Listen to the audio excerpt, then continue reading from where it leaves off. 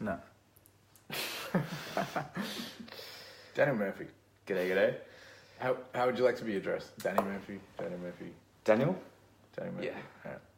Sweet. Yeah. Can you do me a favour, Danny Murphy? Sure.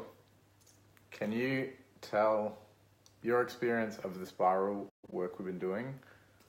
How does it work and how does it work for you? Okay, so, do they know what spiral is? No. Okay. Pretty much it's like kinesiology, correct? Yes. So it's hard to explain. It's a really sort of crazy process because you go through like different ages and then you understand things about yourself in like working parts of the body at the same time. And then sort of like what we did just there was all these sort of massive concepts like honesty, truth, trust. They're all sort of like at the end of it, it all comes full circle and connects. And then you have just things going off like mind explosions, and then like, wow, okay, now I understand why all these happened. Now like little things in your childhood, how they affected like decisions you made today. So I think that was the coolest thing because that was like the first time there was a massive click. So yeah, that's what I have to say. If you guys want to like blow your mind a bit. Rap. Yeah. Yeah, speaking of, when you see things for what they are, which is like seeing the truth in things, we're sort of looking at that. And then you can be more realistic about where you fit in and how things work. One of the things that we often talk about is like the biological imperatives in not just seduction, but also how people choose who to have children with and the safety and security of investing in a relationship and where your future's going with that person. So we kind of look at it in a biological way, which is sort of like the red pill line, not so much like the pickup or the men's rights or, that sort of, that butthurt area of like, it's similar to the butthurt feminism that no one's afraid of, no one's a fan of. Some of the men's movements are a little bit butthurt and, venti as well, but we try to look at it in a way that's more like biological imperatives and like what gives people safety and security in terms of the hardware and software that's built into our bodies, So, what are your theories on that stuff? Yeah. Well, it's sort of huge because there's like short-term mating strategy, then there's long-term mating strategy. And there's like a lot of guys in Western society that really good like long-term, like they've got like career, the fast car, very industrious, and that would like is great. And the whole sort of education system, the whole sort of funny thing how right after high school you just go straight into uni is great for building that whole long-term sort of strong like provider, which is a good, like you should have that. And then a lot of like short-term mating, like your Tinder, your nightclubs, all that stuff is sort of like, well, let's just see what happens for you. Like, good luck. A salute and poof, like whatever happens. So I guess like as a dude, you want to maximize both short-term and long-term. And then that'll like, it's not going to make you find happiness, but you'll have better like dating options, and then you'll be able to get a deal you actually like instead of a deal that you just run into, like a lot of our parents might have, or other people, Yeah. So I think, but they both trigger different things in the opposite sex, and same with men. Like we get triggers of what we see in females, like red flags. We're talking a lot about that.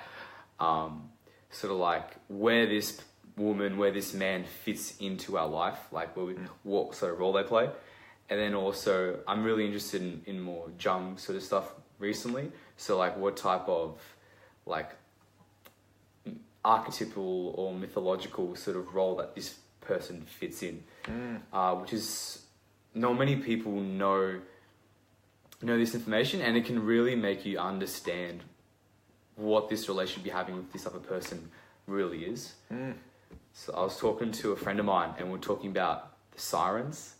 And if you guys know the myth, you know, they had the ship of like trading, and then there'd be this island, and there'll be like these mermaids and sirens, and they had these beautiful singing voices, and the crew would want to like steer the ship to the island, and then they would crash into rocks, and then they'd all die, and then the sirens would be like singing next to them as they're like drowning in the water. So it's sort of like, oh, have you met someone like that before? Like maybe. So it's pretty much realizing these sort of like mythological things that are stirring in our conscious, like our subconscious, and then like bringing to light what it means for us today. Legit. Yeah, it's funny that I'm going to ask you a question about it as well, like how the archetypes fit into your self concept as well, is like, so people are going to pull in things that represent something to them that helps them rectify something from their past and that. What are some of the Jungian archetypes that you are aware of, and how do they relate to relationships and stuff? I haven't actually looked at it that much. Okay. I don't know a bit. So it's sort of like, with me personally, I have a lot of mentors around me. I surround myself with guys who have completely crazy ideas you wouldn't really hear about in the mainstream media. So I'm sort of at the center of all these, like this mastermind. So I just get all these ideas coming when it's needed. So then it allows me to develop really potent theories and like ways of seeing the world. So I'm blessed in that way. That's sort of like my unfair advantage. So like there's obviously like the king like the main masculine archetypes, so like the king, warrior, magician, and lover. And then this sort of overlaps into NLP, when you can like talk to these parts of the psyches, like have a conversation. It's really cool stuff. It's sort of like really trippy and strange. But then I also was reading about the sovereign self, like which is like the whole. It's really hard to understand, but it's like where all action comes from and all being, and then so that sort of represents the whole subconscious and consciousness working together. So if you want like a more fulfilling life, you got to talk to these sort of like archetypical forces inside of you, make peace with them, and make contracts, update contracts, and then they're gonna like sort of help you and guide you to like decisions for your relationships and for your life. Yeah, for sure. Yeah, and I think making stuff more tangible in terms of what it means to you and what stuff represents to you, like that can only be a good thing. It's like being clearer on what's happening, you know, like bringing stuff out of the subconscious and making it conscious. It's like only ever a healthy thing, you know? Yeah, like as like everyone's thoughts are evolving, there's like always like a massive cycle of like old thoughts that come back. So for instance, a lot of my friends now are really interested in like shadow work, and that's come up again, and that's like integrating parts of your subconscious that you were told as a kid was terrible. Like you shouldn't run around the house, and then that playful side of you gets sort of muffled, and then that's gonna like come out in weird ways. Like being playful, maybe like watching way too much TV and trying to like envision that playfulness again.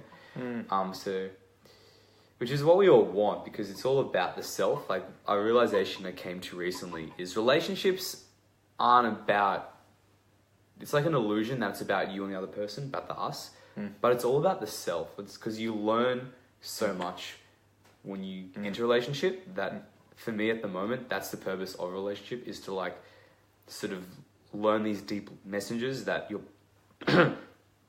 that your partner is giving you. Yeah. Because they love you so much, they're the only person that can actually tell you these things that you need to know about yourself truthfully.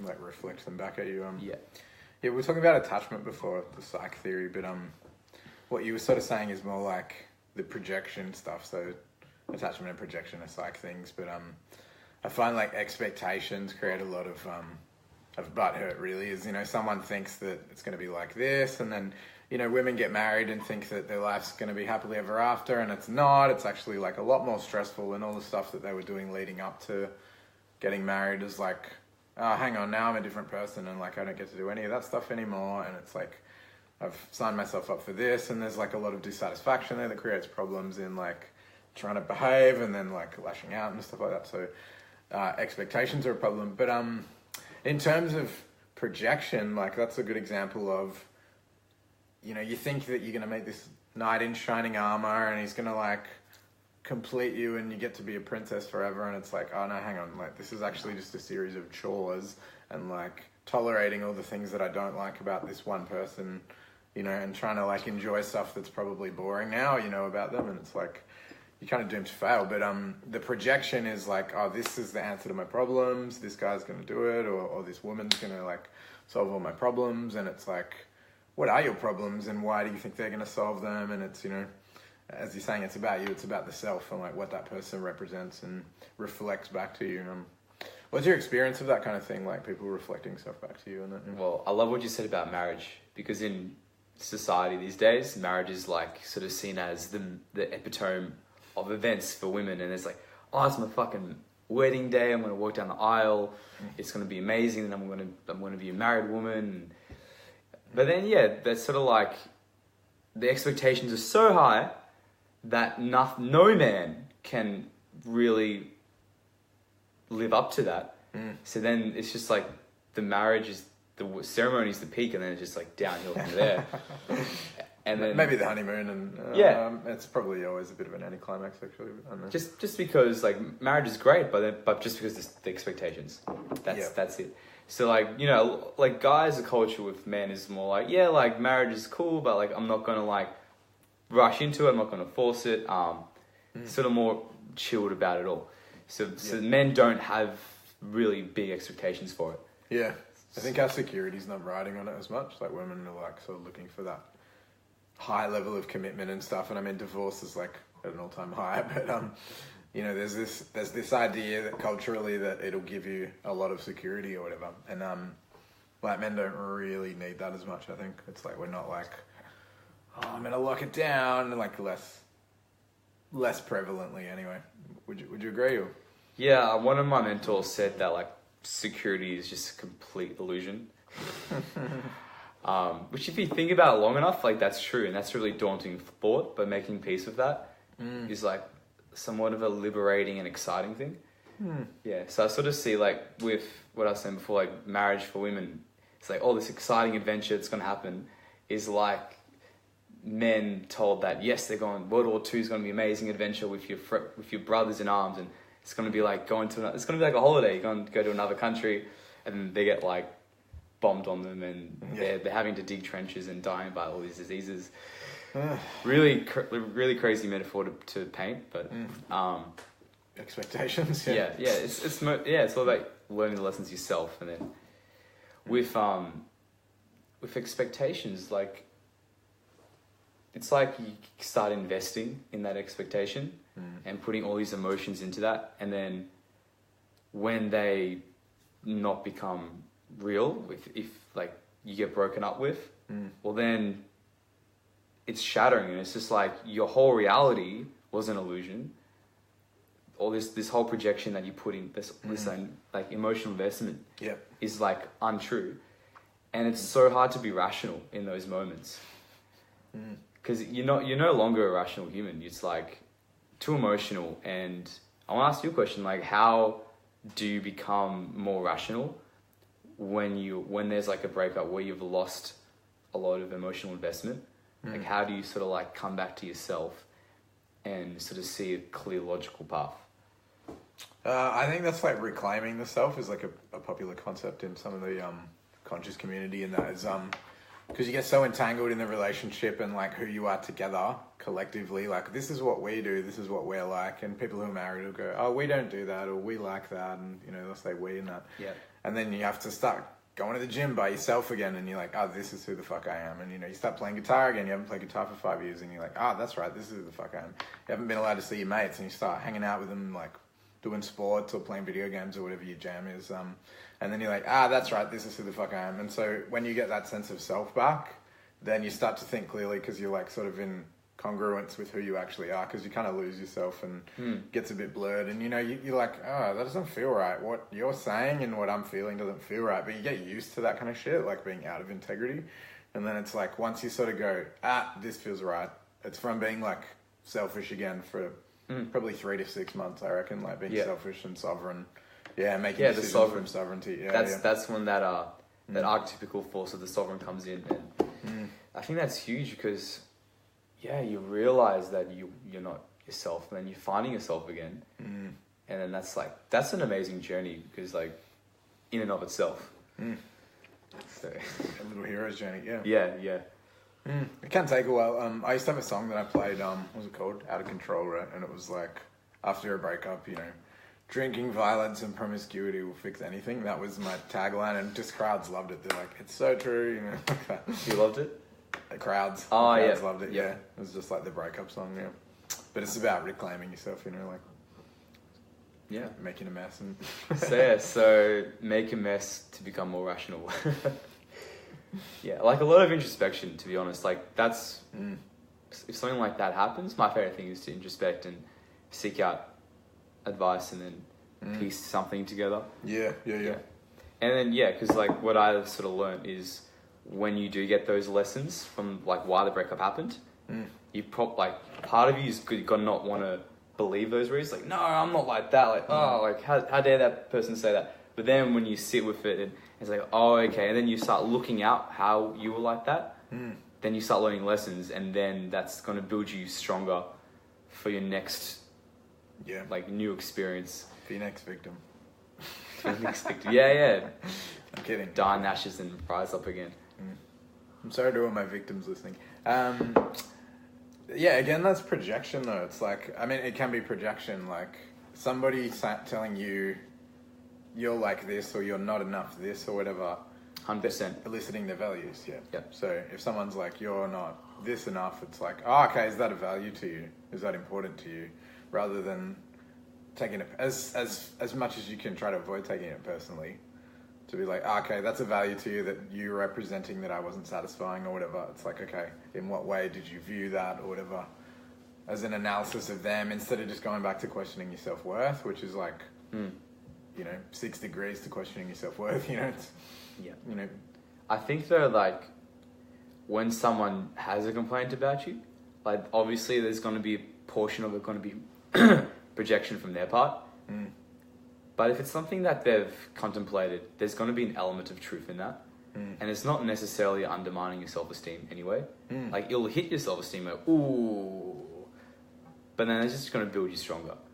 Hopefully. Regardless. Hopefully, that's like the whole make it or fail type of thing. So I think, having good friends around you is so key as well. Hey, Sigourney, what's your like breakup remedy? Just type in a comment there. What were you just saying? Take this off. Yeah, put on a shirt. What were you just saying again? Well, we should touch on when you should end a relationship. Yeah, good call. Let's go down that road. My one is legit, like, when I don't want to have sex with them anymore, I'm just like, that means there's nothing left. Like, if I don't want to be intimate with you, if I don't want to be close, then I start to go, okay. And I can feel pretty, like, non-consenty when they do want to have sex with me and stuff. I'm like, fuck. I'm just, like, tolerating it and stuff. And that, for me, is, like... 100%. I can tell, yeah. I'm glad you, like, admitted that as well, because I don't think a lot of men admit to having unwanted sex. I wrote an article, like, Equality for Men. I wrote a series of articles called Equality for Men, and just, like, people were really hot-headed about some of the concepts at the time. But I was like, you know, people were really sensitive to the rape word, like the R word's everyone's least favourite word. But if you go, hang on, there's this grey area of unwanted sex that's, like... that needs to be discussed, and like people are like, that's not rape and that's consent, and so people were arguing over that kind of shit. And I was like, well, what if we just call it unwanted sex? And it's like, I think men are like less likely to put their hand up and go, that was unwanted sex. And like a lot of men get taken advantage of, well, men and boys get taken advantage of by like, you know, older women. And you know, no one really talks about it. Like, I mean, no one really comes forward and goes, I don't know, that didn't feel right. Like, I felt like that cougar seduced me and I didn't really like want to do it. So for me, that's what I can tell things are kind of over when the sex doesn't feel in integrity and stuff. I'm like, okay, no, this is just the passion's gone and the love's gone and stuff like that. So that's a real red flag for me. Yeah. Discuss. Well, then you're putting yourself in that situation, and then that's like a good sign to know when to leave that. One of, yeah, definitely one of. What else do you reckon? When to end a relationship. Yeah, I guess as an established one, when you don't want to have sex anymore, that's clearly a good point. When it's like gone on for a while, or a few years, or whatever, how long. Established enough, yeah. Yeah, I think with me, I'm usually the one who wants to stay around in a relationship, because like, yeah, I meet lots of girls, but then if I find someone I like, it's a big deal for me. Yeah, got it. So I guess it's a really difficult situation. Obviously, it should be when boundaries have been crossed that are non-negotiable. For sure. Yeah, but as we've been talking about, like, I'm big on forgiveness, and then like discussing things, and then try to. Yeah, and like I'm always about learning. So if I can, like, I'm always like, it's not worth it until I get like the big lesson. Because then there's also a thing where people just like break things off way quickly, and don't give it sort of like some air. Yeah. And then obviously like it gets too hot for someone, and they're like, I'm just gonna leave, but then you're missing out on like the real beautiful parts of honesty that can come up. Yeah, I'd agree. Yeah, and like I think relationships are the perfect training ground to get deep with yourself, with vulnerability and honesty, and really pushing like how you relate with someone. You can really question a lot of ideals on that. Interesting. Yeah, have to agree. I think you're saying something about being able to express yourself freely within the relationship, and that I've harped onto you a few times about how I reckon, you know, vulnerable, but like on your own terms. That's like a real thing that I push, is like, yeah, be open and stuff like that. Not only have I seen it like bite people in the ass where they're like, I'm going to be fully transparent and just blah blah, and then everyone's like, you're a fucking psychopath, you shouldn't have told everyone that shit. You know, like when people overshare, right. And it's like, oh Jesus, and it's like, that's like too vulnerable, and it's like, you know, you don't talk about diarrhea on the first date kind of thing, like, you know, and like never call a girl fat, you know, it's like you just don't. There's some stuff you don't fucking say, right? And there's just no good comes of it. And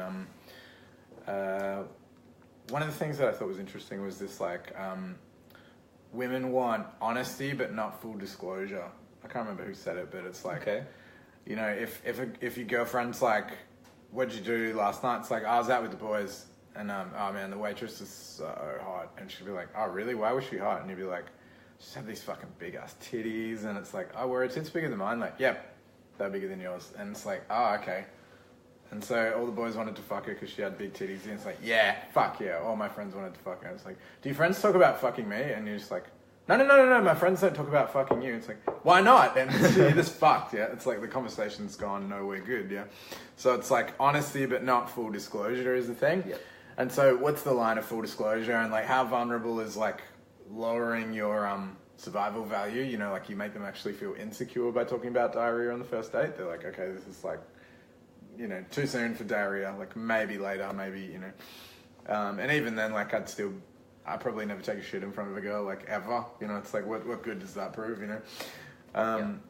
So, you know, what do you reckon is if you have the container of a secure relationship and you can fully disclose and like explore what you're both capable of, like where's the line between like, don't tell her she's fat and being yourself, you know? Like, yeah, with the full disclosure and not giving that, obviously you don't have to say like every single detail that'll like send something through a roller coaster. You don't want to do that, right? And I think a lot of what we were talking about before, how a lot of people fall into like black and white thinking, like full honesty all the time, honesty this, and just say everything, and then the people like you become way unrelatable. Whereas it's sort of like, yeah, like everything's like gray area. Like you want to be like honest sometimes. You want to be like overly caring than what you actually feel sometimes, and sort of like because you're pretty much nurturing a whole human being. That's what a relationship sort of is. That's a good yeah, go on. Yeah, so I think like social awareness, and then you sort of calibrating to who that person is, because you like maybe someone can take full disclosure and they're just like totally they're just not insecure whatsoever, and they just find it really interesting, and they love it that you're sharing all the details. So you got to take into like who you're actually talking to right now. Mm. Like what's their psyche, what makes them tick. For sure. And you know, I've been in a poly situation for a while now where I've had 2 girlfriends, and one of them's like, don't fucking tell me, don't ask, don't tell, and that totally works. And I've been in open relationships before where I wasn't particularly in love with the girl and she wasn't particularly in love with me, but like that social group, we kind of just paired off. You know how like the alphas pair off and people just kind of pick a mate. It was kind of like that. We paired off and had a good thing and really fun. That girl actually really taught me how to be happy as well. Like before that, I don't think I was ever really like chose to be happy and pursued things that made me happy and stuff. But we had an open relationship and it was legit just like, I don't care what you do, don't tell me, don't rub it in my face. Totally worked. Occasionally she'd talk about someone else and look really like joyous and loving, and I'd be like, motherfucker. But you know, it was just like, that's your business, this is my business. And you know, the girls that I'd hook up with got it, and they were just like, yeah, cool, you know, yeah, I don't want commitment either, good, you know. He's not going to come like banging on my door at 5 a.m, like crying and shit because he's got another girlfriend, you know. And so that worked. Yeah, then so that I had a don't ask, don't tell girlfriend. And then my other girlfriend's been like full disclosure and wants to know everything, almost to the point of it being like slightly annoying. It's like, so, blah, blah, blah. I'm like, fine, I'll tell you. Like, and then just have to deal with what she's processing. It's the different social contracts that you've both made, like different modalities of communication that you've sort of understood that this is what these girls like sort of wants and needs are. So it's like, cool. Yeah. Yeah, 100% get that. That's what you said, like, that's what the individual needs and working out what they need and exactly how to give it to them, yeah. Because then, and if you fuck up on those sort of wants and needs, that's when everything sort of like gets derailed and you can put it back on the track.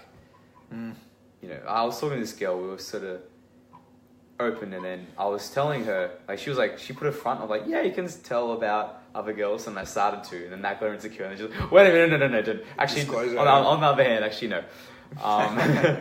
So yeah, I guess sort of like being honest with what type of relationship you want with yourself, because then sometimes I think both men and women can fall into relationship styles that they're not 100% wanting, and it's sort of like that's what sort of came, or that's what they can get, and then they sort of backward rationalize. Yep. So I think that's sort of like on your own personal awareness of what you can like deal with yourself. Yeah, and I guess having boundaries and stuff, like, yeah, you got to know yourself well enough to know what your triggers and boundaries are in order to then depict them and also explain them in a way that the other person understands. Like you were saying before about, you know, after you break up and then trying to weigh up like what that person's gripe was, you know. I had a thing where the girl was just really messy because she was quite wealthy and she'd always had like people that picked up after her. So she'd come to my house and just there'd be a fucking tornado of like destruction wherever she went. And then I got to the point where we moved into another house and I was like, this house is for your clothes, all right? And she didn't live there either. I was like, sorry, this room is for your clothes, right? It was just a spare room that had just enough room to put like a girl's clothes and like all her shoes were lined up. Couldn't do it. Still clothes all over the house. You know, she didn't even live there. They're just clothes everywhere and stuff. And so I'd just kind of chuck them in the room and then she'd like go, oh yeah, there's my shoes. And, you know, we'd take them home and stuff. But towards the end of the relationship, I was like, I don't know how many times I needed to spell this out for you and you couldn't like get it. Like, this is my space. Don't mess it up and stuff. And she's like, I heard you. I just didn't really understand how important it was to you. And I was like, you knew how important it was to me. The thing is, I didn't communicate it to her in a way that she understood the language because, like, she probably never heard anyone say, like, clean up your own mess. Like, no one had ever said that to her before, let alone, like, in a way that she got it. And, you know, if I'd said it to her, like, in a metaphor that she understood, she might have gone, like, oh, okay, so this is, like, when I have to clean up after my dog. You're like, ugh. It's like how I feel when the dog's making a mess. Like, if I'd have said something like that, she might have gone, oh, okay, so I'm the dog and you're cleaning up after me. Don't want to do that, you know. I didn't represent it to her, and I didn't represent my boundaries in a way that she understood. Yeah, you know? As it's pretty much all to do with making your communication relatable. Yep. Like I remember I have a friend, and he wanted some help, just like talking to girls. And I was like, okay, I can help. So he'd just go up to girls and be like, can I have a kiss? And I'll be like, don't do that. And then so I said, can I have a kiss? You don't just say that to someone you just met. So I had to then I went up to him and said, hey bro, can you turn around, pull your pants down and let me fuck you in the ass? Like, can I do that? Can I do that? And he just said, no. And he's like, oh, whoa. Because then the girls have just been saying no every single time. He's like, can I have a kiss? Yeah. And now I made it relatable. Yeah. So, like, same sort of feeling, like clicked. And then he wouldn't ask girls that anymore. But now that, like, William Kane, what did he say? Still laughing. Yeah. Stop laughing. Okay. Yeah, so then that made him realize what he was doing wasn't right for the situation. For, like, making it such a blown up example of, like, crossing someone's boundaries that he wouldn't want crossed. And then that, like, the aha moment. And that's awesome when you can, like, bring a metaphor in and then just, like, sort of completely switch someone's behavior, like, just like that. Like that, yeah. Yeah. That's like the dick pic thing. I mean, there's like memes about it and stuff. I don't know if you've ever seen a dick pic, but like, as every girl I've ever talked to about it has been like, they're like really disgusting and really like, whoa, it's always a shock and stuff. And very few girls are like, no, sometimes they're kind of cute, or like occasionally I'll be like, yeah, that one's a nice one. Or like very few, like most of the time they're like, it's like just out of nowhere and it's horrific and Unsolicited. does not cause arousal if it's unsolicited. But like maybe if you say, can you send me a picture of your dick? Half the time they're laughing and showing their friends, so don't fucking do it.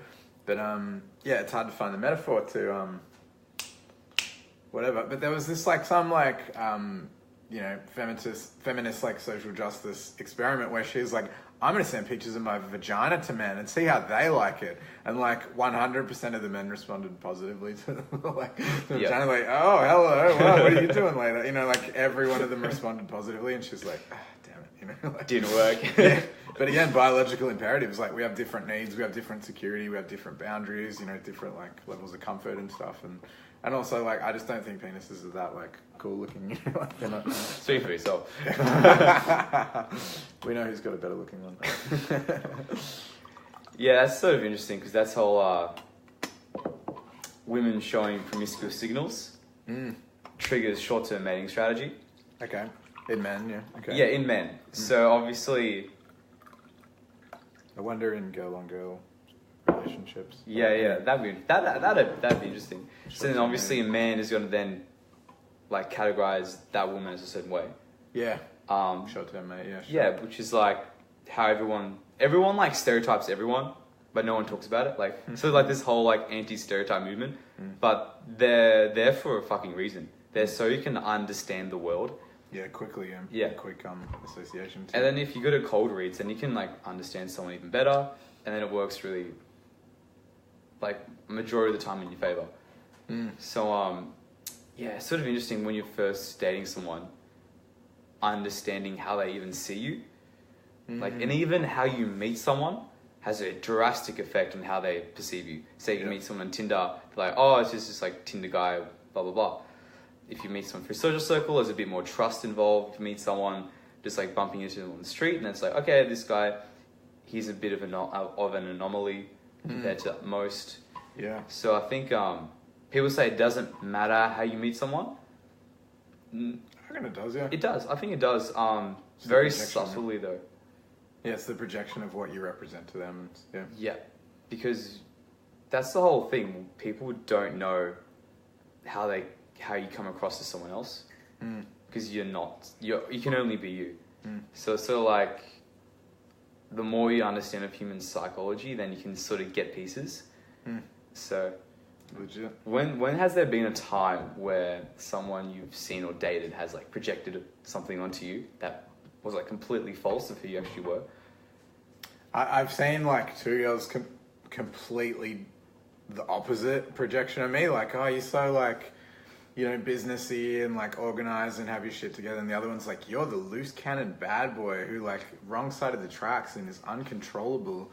And, you know, it's like dating them at the same time. Like, I'm the same dude at this point in my life, but they're both projecting the opposite thing. And it was just like what they were both attracted to at the time. They're like, yeah, you're hot in this way and you're hot in this way. You know, it was like...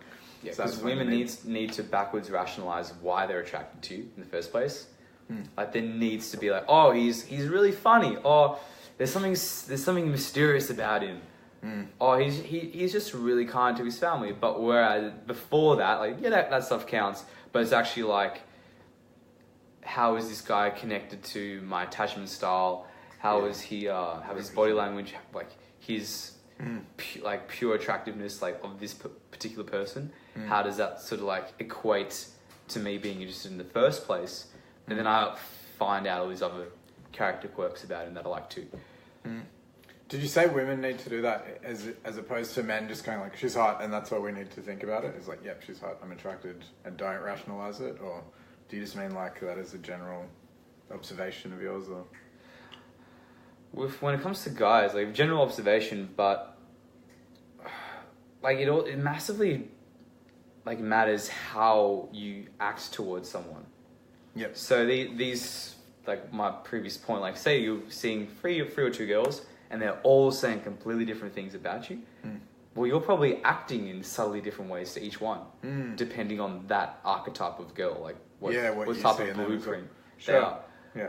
Like like someone was saying to me, like, oh, you can be really interesting sometimes, like or like sort of like mysterious, but I know that's because I'm not that at all. It's just how I'm acting to them, and then because they already like me, they're just like rationalizing it in an attractive way. Yeah. yeah. Adding good feelings to it. Yeah, because everyone wants to think that they have like a good deal with whoever they're seeing, you know, like because if you think it's a bad deal, then you'll just you'll be out of there. So yeah, you got to rationalize it's a good just investment. Yeah, like my process when I like see a girl and I'm like where she fits in like my sort of worldview, I'm super like discerning on who I talk to. Like I usually only talk to 1 to 3 people a night now. Okay. That's just where I'm at. Like I'd rather just sit with myself and just like relax, chill out, and talk to my friends, right? Yeah, typically like 3 people, and then that I'm interested in, like. Yeah, pick before you approach and stuff. Yeah, and then I like to observe and see like where's this person at, and usually it's like 2 of them are going to be too drunk, and then the last one's going to have a boyfriend. I find that information out, then I just go home. So it's like not many shots to take. So. But quality over quantity, I get what you... Yeah. So I guess like how someone's dressed, how they, what type of friends they have. And then once you talk to that person, then you start finding out their character, like perks and their twerks. And what's Will saying? Yeah, Jungle Island, exactly. What's that? Jungle Island is inside joke. No, it's when you're just had a breakup and you're just back on the island and you're just like crazy thinking stuff out, trying to work on yourself and put yourself together. Survive, man. Yeah. So then, because then that's like it just works like first impression. Yeah. And then what blueprint this girl falls under? Like if she's like hipster type, if she's like sort of like golf heavy metal girl, it's like cool. She's gonna like gonna be more inclined to like certain things, and then you can sort of piece the puzzle together. Yeah, and you probably play to each other's subtle cues. Like she's like, "Oh, you're a bit of a wild card," and you're like, "Not telling," you know. And it's like you're setting your precedent there, like but they fed you like, "This is what I want you to say" and stuff. Yeah. And you take the crime and Actually, like a year ago, I had this really interesting phenomena happen to me when I would just project nothing. So like women would generally like, I don't know who you are, like who are you type of thing. Yeah, interesting. And then because I was like so quiet and non-revealing, that then I sort of that part of my mind had to awaken to be open and vulnerable. Which is a really strange way. And like a girl's like, I like you, but who are you? It's just like, because you got to like have a story that you tell the world. Yeah, for project, sure. And that can be super attractive. Like, call like the hero's story, like how you came from where you started to where you are now and where you're going. Yeah, that's how you sell products as well. 100%. That's because like we've like first we evolved to like have like hand gestures, body gestures, and like sounds, and then language, and then stories is how we communicate everything. We love a story. Pixar, Disney. That's why everyone loves to go to Rush's new Star Wars. But again, like Jungian archetypes and they're lit. littered throughout Star Wars. So yeah, I think figuring out the person's blueprint is like a sort of mini process that happens. Yeah, for sure. And then obviously when you ask deeper questions like relationship to family and all that, then you start getting bigger chunks like who do they want validation from more of, like what's their relation like with their dad?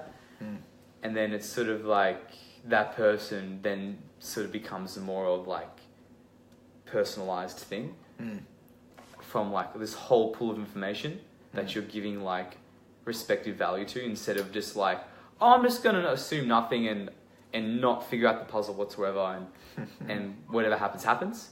Taking like a super proactive like decision, and then being super discerning, and then seeing patterns, and then getting your friend's perspective. Sort of like getting your friends to vet like a potential girlfriend as well is big as well. Legit, yeah. One of my mentors taught me that. And I'm like, whoa, that's a good idea.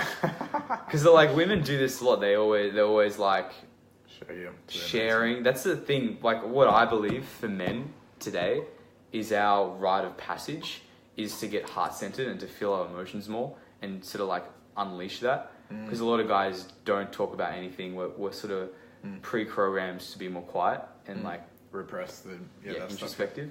So I think getting in touch with your like emotions and feelings, and then that's going to be able to get your shadow self out. It's going to be able to get rid of all your trauma out. Instead of taking that to your grave and dying with all that on your chest. It's terrible. Like that's like, I couldn't wish that upon my worst enemy, honestly. Man, there's like 6 dudes from this like area that I've lived in most of my life have committed suicide. Like 6 dudes, just like dropping like flies, man. And every time people were like, man, I didn't see it coming. Like it's because they were so like reserved and didn't share anything and had a projection persona that they put out and stuff. And it was like, no one knew what was going on. And like a lot of the time it was a girl or something that pushed them over the edge. You know, there was like one thing that they were like, I can't fucking do this anymore. But they've been harboring so much stuff that they just like couldn't stand it any longer. Like as you put it together, it's like, he couldn't stand it anymore. Like he just fucking didn't have a choice, you know? Which is really sad, but holding it in, you know? Yeah, that's what happens when you hold all these deep emotions, and that feeds into anger, that feeds into fear and like grief. Especially grief can really drag a man down a lot more. And then it's like, hey, I can check out. And yeah, it's sort of like, it's like, why? But it's because you're so emotionally constrained. So I think that's the best work. And that's why, and then you get sort of messages from a breakup. Like, oh, these lessons, and then you can connect that to your trauma, then like bring it out and dissect it and take the lessons and then close it all back in and then take it out for later and keep learning the lessons and keep progressing. Yeah, keep getting more insight into people and stuff. I actually into really yourself, like that. Really, first. Yeah, true. That's the beginning. I really like that about like your generation's seduction stuff, as well as like when I was like coming up, and you know the first time I read it wasn't the game, it was before that. There was W Dating, and like David D'Angelo, whatever, he's even pagan now. His shit was like be cocky and funny. That was it. Was like try to be funny and be a little bit arrogant instead of insecure. Like not insecure and funny. And I was like, no shit. And like now my whole personality is arrogant and funny. Like that's like my whole fucking, can't even help it now. But like I fucking slept with more girls in that month than I have my whole life just from reading like try to be funny. Like whole fucking life, 1 month, right? Then I read the game and shit like that. And the game was like all trickery and like, you know, Mystery would show cards and go, let's do the best friends test and shit. And it was all this trickery. And then like women got onto it and they were like, this is fucked. It's NLP brainwashing bullshit. Men are fucking bastards, even more than ever now. And they're like trying to be bastards and stuff. And then there was like anti-game books, and then there was like women's games started coming out, and there was like the rules for single women is like game for women and stuff, you know. And then there's, you know, this counter-strike of like women like cleverly getting dudes to marry them and shit. Really? Yeah, you know. But it's like real basic shit, like men like short skirts and straight hair. And it's like, damn. See, it's like, yeah, and every dude I've ever said that to, I'm like, oh, that's what's in this book. They're like, yeah. And it's consensus. Girls don't know that. They're like, I like my hair, it's curly. And it's like, oh, should I straighten it? Boom. Getting a bunch of likes, you know what I mean? It's just like, anyway. it's like how they like dudes with money and some kind of purpose. Usually, there's like, you know, that's how they objectify us. You know, it's like what it is. Success objects. Yeah, Yeah. legit. It's funny. But biological imperative, like what we were talking about before, you know, it's just the security. Yeah, like what gender, well, sex values what. Instinctively, you know. And you know, ours are like images of fertility. It's like, she can bear me some fine children, you know, like. Which is crazy, really. Yeah, like if you think about it on the biological base, it's like, oh, okay, nothing special. Yeah, yeah. And like, please don't give me any children. You know. Yeah. No, I think for me, like my perspective is take it from everywhere. Like that's why I have so many great minds around me that have like done all the hard work, really. And then it's like my job to sort it out, and that's why I can get really cool insights fairly quickly because I'm getting them hand delivered, and it's sort of like great position to be. And then I can like just have this massive conglomerate of information, and then it works out pretty cool because then you can see things on like multi-dimensionals, like not just one layer of like this is how it is. It's sort of like, well, yeah, it's how it is, but it's also how it is in 10 other ways. You know. For sure. I think when you get to that point, it can be super overwhelming. It takes a lot of time to discern between, Yes, a lot of discussion, but yeah, that's what I was saying before. How men hold their feelings in and don't really discuss ideas as openly as we should. Women are the pros at this with relationships. Like, you know, if a girl breaks up with you, she'd already decided to do that a month ago. Maybe 6 months. Like you see girls 6 months they're hanging out. Like the craziest scenario has been like when I've heard that. I'm good, man.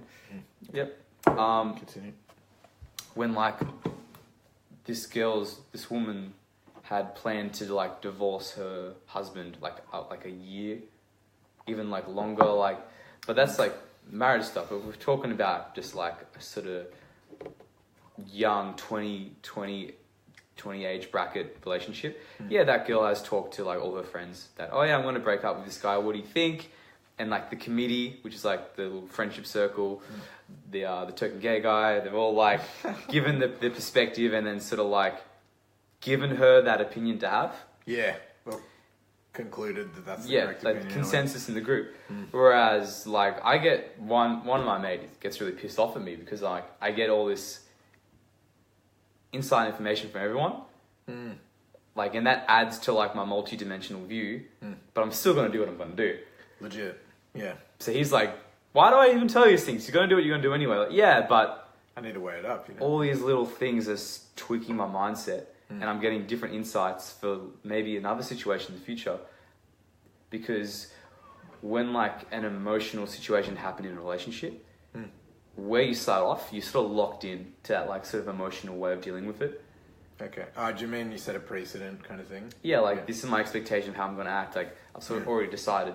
So then when you get the information from friends and mentors and all that, then next time when you go in, you can have a more broader view. Yeah. Of like, okay, I can play like this, play like that, instead of investing in one lane and then being stuck because now you're doubling down on your investment. Yeah, legit. Yeah. Too many cooks spoil the broth as well. Sometimes, you know, someone goes, next time your partner tries this shit, you should fucking say that, or you should do this or whatever. And it's like not congruent with the actual relationship. And maybe they don't even know your partner. They're just like, well, one time I did this or I said this, and then that sorted that out. And it's like, nah, but she's not like that, or no, he doesn't respond well to that, you know, whatever. Like what you're saying before is like meeting them on their level and understanding who they are, and then making judgments from there and stuff. So sometimes the advice people give you, like stuff that worked for them or that idealistically would work for them and might not work for you in your relationship, but you know, I guess that's the whole point. Depends who you're getting, who you're hearing from. Like, you know, trust again. Who do you trust? You know. Yeah, I think what really ticked with me was everyone says whatever result you want, you should look at who you're getting the advice from and what results they have. I never really clicked. I'm like, hey, if the guy's giving me good advice, I'll just take that. But now it's sort of really clicked that you should do what that person has already. You shouldn't just like take their word for it. That's why I think it's really silly if you just got like just some civilian friends and you're getting their advice on relationships when they have bad relationships. It's like asking your friend for money advice when they don't have any money. It's like just don't give your opinion on that, man. Yeah. Not an authority on this. Yeah. Exactly. So I think I'm just in a luxury position where the people I do talk to, they are in authority positions, and then I can discern that, and then because they're sort of like all a mold, like the principles are there. But I'm just saying that it's really hard to follow through with those principles if you have this emotional attachment already. So anyway, what do you have to say about that? Hard to follow through if you're attached. Yeah. I think it comes back to what you were saying before, like, I'm going to weigh it up, but I'm going to do what I was going to fucking do anyway, right? And that's why they say, that's why girls say, don't give me advice, I just want to, like, get it off my chest. Is like, I'm going to do the thing that you told me to do. I just want to fucking vent and tell you, like, how I feel about it. It's like, well, I'm a fucking boss, blah, blah, blah. And it's like, oh, why don't you just quit your fucking job? It's like, I'm not going to quit my job. I just want to complain about my boss and fuck you in the ear about it. And it's like, okay, fine. It's like this. But again, it's like, I'm going to do the thing I was already going to do, which is like quit eventually, look for another job, or just like eat shit every day of my life because it's easier than getting a job that's not right next door, But I just want you to hear about it right now, Yeah. Because like people already know what they're going to do for the most part, So women do, all right. You don't have to give them advice. Which is like, for men, we just want to like be the fixers and like that's how we give value. Yeah. Like I hit up Zoop and I'm like, bro, I give you like a whole Download. heap of data, and then we like dissect that and further dissect. Yeah. And it's sort of like fun. We sort of like enjoy that process of discovering these cool things. And weighing it up and different perspectives. Yeah. A cool process that I like to look at is the sort of the blueprint that you find out that person is affects like the whole relationship and then also affects the very end of like how it happens, how it ends if it does. Yeah. You were saying before about that the same thing you're saying there, but before you said the way you meet someone judges how they huge sort of, yeah. So same thing as you were saying then. So I met this girl on the train, right? And like when the train was pulling up, I saw her and she was like probably the hottest girl I've ever met, right? Like it was kind of a blur as well. So like she was even hotter when I couldn't see her probably, right? It's like I get on the train and I was like doing this fucking walk I've never done before. And like she was like, oh Jesus, and moved her bag. And so it was like, sit here. Do you know what I mean? She was like, you can sit here and stuff. So I sat down and I was like, hello, like really direct, and she was like, oh my God, was really like overwhelmed and shit. But I was like, what am I doing? It was like, it was fully intense. And she said something and I'm like, oh, what's your accent? And she's like, I'm from England or whatever. But I was like, oh, I thought it was like Brazilian or something. And like when I went like that, she was just like, like this guy's gold. And then so this is months later, like she'd just come to Melbourne and like didn't know anyone, so it was like perfect. She was like, cool, you're my safety net now. Yeah. And so she came to the gym. I lived at my gym. She came there like 2 days later, and then she came there every day until like 2 weeks before she went back home. Like she's on exchange. And ages later, I was like, so what did you like think when you met me? And she goes, I thought this guy knows exactly what he's doing. You said before, like, he's like, when's he going to ask for my number? Yes. Yeah. So she was like, he knows exactly what he's doing. And he thinks he's way cooler than me. that was like what she thought I was thinking, and I was like, perception's reality. Hilarious. But so our whole relationship, she's like, he thinks he's cooler than me. Like she'd always thought that, And they should find that attractive because that adds value. Perception's reality, as I said. Man, it's so crazy, man. The level of confidence that you come across as, it's just crazy how it affects every single variable in the whole damn thing. It's insane. And I reckon, if you approach a group of people, like, Will's particularly good at it as well, our friend Will. But he's just loud and he's just there and he's there to add value. He's not there to take shit away. So, he's there to, like, really spread the joy and everyone picks up on it. Everyone's like, nah, this guy's here to brighten our night. Welcome and stuff. And so he just makes friends everywhere he goes, Yep. But it's loud and it's just loving, that's his angle and it just works. I love it because I'm more quiet. So I'm like at the moment. So that's That's the beautiful thing. You got to have like friends who balance you for sure. Legit. What do you reckon about relationships? Do you reckon opposites attract and it's good when they balance you, or do you reckon it's nice someone who likes the same stuff you do and lives how you live and stuff? Okay, let's talk about codependence and love avoidant then, because that's opposites attracting. 100%. Obviously, like, you got to have, like, I love saying that, like, your demons dance with each other, and that's like the chemistry. And then so that's like the fucking secret base under the table. Then there's like the attraction, the raw attraction here. And it's like, oh cool, we can get along, like talking and like the common interests. And the top shit is like, oh, we can actually sort our problems out with each other as well. Yeah, sweet. Savage. Hey Andrew. So if your demons can dance, that's like the chemistry, right? So say if like a love avoidant is someone who's like, oh, I don't want a relationship, I'm like doing my thing, and the codependent is like, no, I really want a relationship, give me. And then it's just like they're like this, and then they switch as well. Like one can be the codependent. Yeah. What's your thoughts on that? Because you've obviously had more experience, or at least had a more conscious understanding of these things going into stuff. Yeah, being a psych dude. It's funny because, you know, like anxious, insecure really need someone who's very secure, and but the secure person can be like, oh, you're so needy, and like, I'm fine, I don't need like constant whatever. And then I'm actually ambivalent, so I like really don't care, which can really work in my favor because I'm like very loving and very like and then if someone's like, fuck you, I'm just like, yeah, who needs you? And I'll just like bail, like, then, but I'm like, I'll speak to you later or whatever. But then they're like, I better buy him a present, you know. So it actually like, it's lucky that I've got that hot and cold attachment.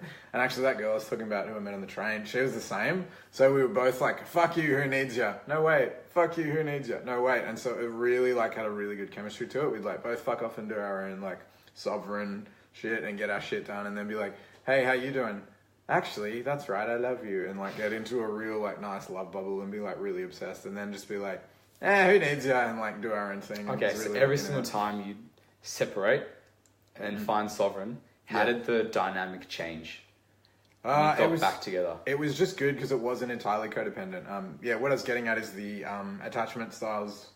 It worked well because we were the same, so that was really good because we did our own thing, and then we were really close when we were together. That secure and anxious ones, like they're not the same, and like it's really good for the anxious person to have someone who's stable, but for the stable person, it's a bit like fuck, you know.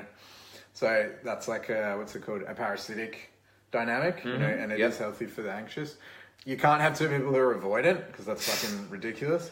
And for me, like when people are like avoidant, like really avoidant, I find it really annoying because I can't attach to them enough to be like, who cares, and walk off. Like I need enough commitment to be like, whatever, and just relax. To even have a game to play. Yeah. So if they're giving me nothing, then I'm like, I have no idea what to do with this. All right, see ya, and don't go back. You know. Yeah. So that happened to him. Yeah, it's interesting though. I wonder how like two avoidant people work, or a secure and avoidant. I don't know. Do you know what I mean? It's like it's two avoidants together. A secure in what was that? Yeah, I guess two avoidants wouldn't even talk to each other. It would happen. Yeah. Man, something went off in my head when you were saying that. God damn it, I lost the point. Which combo? Secure avoidant, two avoidant, anxious avoidant. Secure anxious seems to work. And then ambivalence, hot and cold is my one. It's like really hot and really cold. Yeah. Sort of lost. Sorry. Lost the point. Parasitic and commensal. Commensal is like where both life forms are like getting. Commensal. Well, that seems awesome. That seems like a good one. Yeah. I think, and then obviously your attachment styles, I believe that can be changed when you deal with your trauma, because that's why you have that attachment style in the first place. And then obviously like your prime partner is someone that you can work through your trauma together. And that's like the top of the Maslow hierarchy. They have to be like super get it and be sort of like enlightened to like look past like all this drama that's being created, all this like random blockages is happening. And that's what you want. You shouldn't settle for anything less, because if you're not like working through deep stuff, and they're just bailing. It's just like, well, you need a ride or die. Yeah, word. You know what's funny with the spiral rack? Because, I mean, you would have felt like some of the shifts in your triggers and stuff. Yeah, for sure. So people fucking break up all the time when you clear them in that, because they're just, the demons don't dance anymore. Yeah. And it's like, the person who's getting more clear is like, I feel better. It's just like, yeah, just not so attached to the shit that used to upset me. And the other person's like, I like the shit that upsets you. That's how I feel connected to you. And so they start like pushing. They're not getting any response. Usually they'll talk them into doing the clearing as well. And then when they're both clear, they're just like, all right, see ya. Because there's no demons dancing and the attraction's not there and stuff. Yeah. So it's actually kind of sad. And one of my friends, she was like, her partner kind of forced her to do it. And like they sort of talked her into doing it. And she goes, not only did it like really fuck up my attraction to him and stuff, but it really fucked up her ability to like pursue business and wealth and stuff. Like, like her drives were based on like those needs are gone. Yeah, because they're like based on demon conviction and stuff. Yeah. You know, it's like I got to do this, or I can't like think of myself in this way or whatever. You know, and so the need to think of yourself in this way or whatever was gone. It's just like, why do anything? You know. Just stop and smell the roses, and it's like, fuck, I need money. Just play the banjo and look outside the window. Yeah. No, but see, I'd rather have a breakup and like try new flavors of ice cream, travel, than to just stay in the same stagnant, like unhappy, unhealthy stuff. So yeah, that's why I'm so much invested in working on yourself and doing the work. It's sort of like, it's got to sort of be it's a bit of an obsession of mine in a little way. Like it's growing because like I've got enough messages that this is important. Yeah. To like fulfill me wanting to walk into that. Legit. So. Do you think it's possible to be married for like 50 years though? Because like, aren't you always going to be doing that hierarchy of needs thing and like advancing yourselves? That's why I need a ride or die. Together. Yeah. Like for instance, like I personally don't think marriage will work in the culture we have anymore. For instance, people watching and like our grandparents, that worked because like there was a strong like religious presence of Christianity, and that was sort of like a cheat code to just hit the top. Because like, hey, if we both love God, then we're both on the top, and then we won't break up. Yeah, that's good. So that's why I was talking to a deeply enlightened friend of mine. He's like flying through the skies. It's incredible. He'd say, yeah, like there'd be like a super unattractive guy and a really hot woman, and they'd just marry and just live life because they both were just so devoted to God that like filled up the top hierarchy, filled up everything. Because in a church you also get that like community strong vibe as well. Values. Yeah, so it's like a cheat system for marriage is actually being religious. If you're not, then it's going to be harder, and then you have to like work through stuff, but it's also more rewarding. Yeah. Agreed. So working it out for yourself. Yeah, you're pretty much fighting that dragon. Just your little sword and your little shield.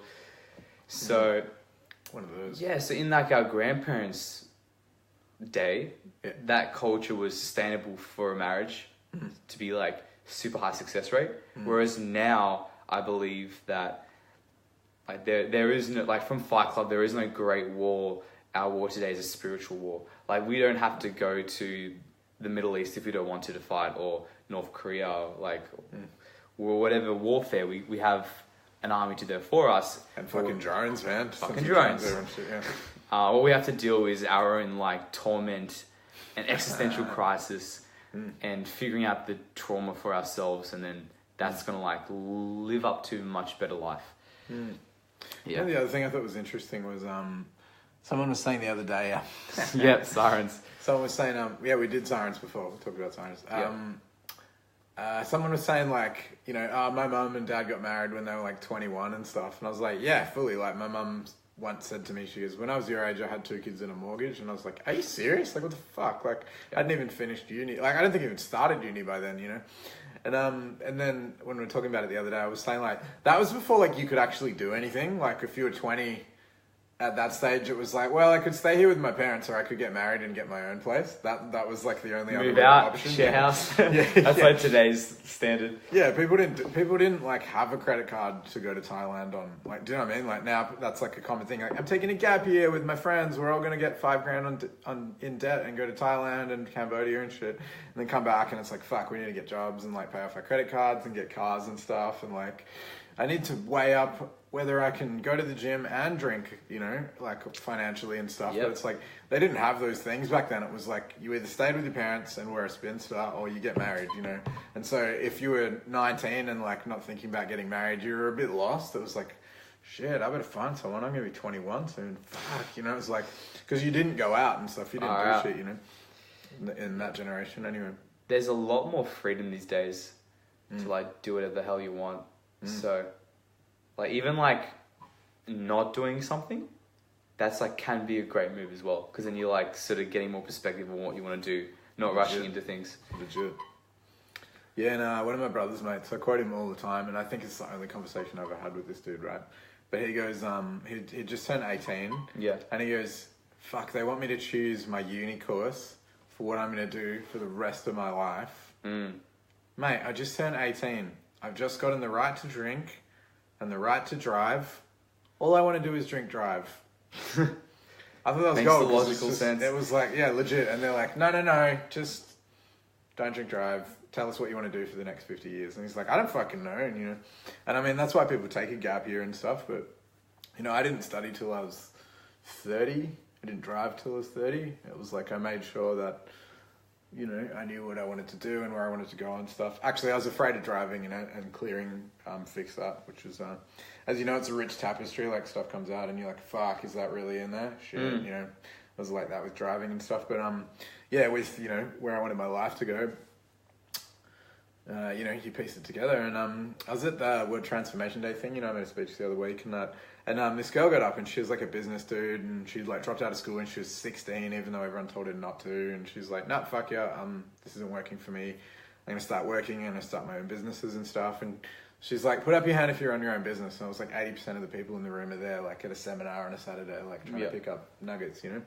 And she goes, put up your hand if it's what you thought you were doing. And everyone's like, no. And she's like, yeah, we just fall into like stuff that from taking risks and like being a part of it and taking in information and trying to make sense of it, you just end up doing stuff. You're like, oh, hang on, actually I'm good at this thing, you know, actually this is where I fit and stuff, you know. So that was really clever of her to identify that. Yeah, kind of pretty much it. Yeah, what was sort of the whole saying that encapsulates everything that we've said is like work on yourself, like internally, which is like your beliefs, all your structures like that. Yeah.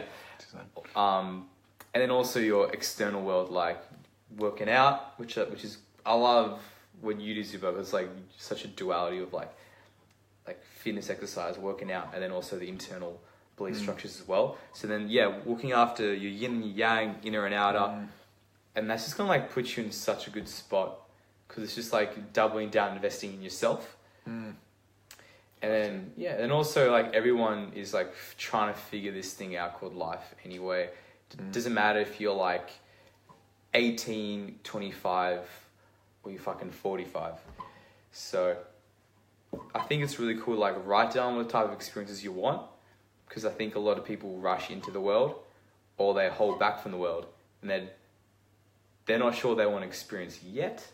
They want to experience good things, but that's sort of like arbitrary, like how are you going to, not like how am I going to accomplish this goal, how am I going to accomplish this goal to get the experience that I want. So like, yeah, actually that's a question for you. What's your goal? Because like you're doing lots of stuff, you're always thinking, always moving. Yeah. What's the end thing? Yeah, I got to promote my book. That's not a goal, that's already like happened. So the one for this year, I need to get myself fit and strong and flexible enough to train hard enough to compete again. I've still got a bad knee, I got a bad shoulder, my neck's terrible, my lower back's terrible. So I need to get my strength in order, but then it's also flexibility, endurance, speed, so play. Yeah, but why? It's just one of the few things that I still want to do is like win a gold. I don't have any gold medals. I've got like a fucking handful of silver medals and stuff. So it's like, this testament to coming second. And it's like every time I know where I choked. I was like, if I'd have just pushed that a little bit more, I would have won every time, you know? Yeah. And it's like, to make that little distance is like a little bit stronger, a little bit fitter, a little bit faster. I've got a lot more technique in the last 5 years. I haven't competed for 5 years and stuff. So it's like, anyway, so I'm moving to Elwood so I can be near 2 gyms that are like the stuff that I know I want to learn and stuff. Something that my dad said ages ago was like, my old man, you got to like dip into your reserves. Because there's like fuel tanks of like energy that you don't even know you have. Legit. Yeah, and I think that's somewhat of a secret key to tap into those. And I mean, it's all mental, it's all confidence. So it's like believing you can tap into it.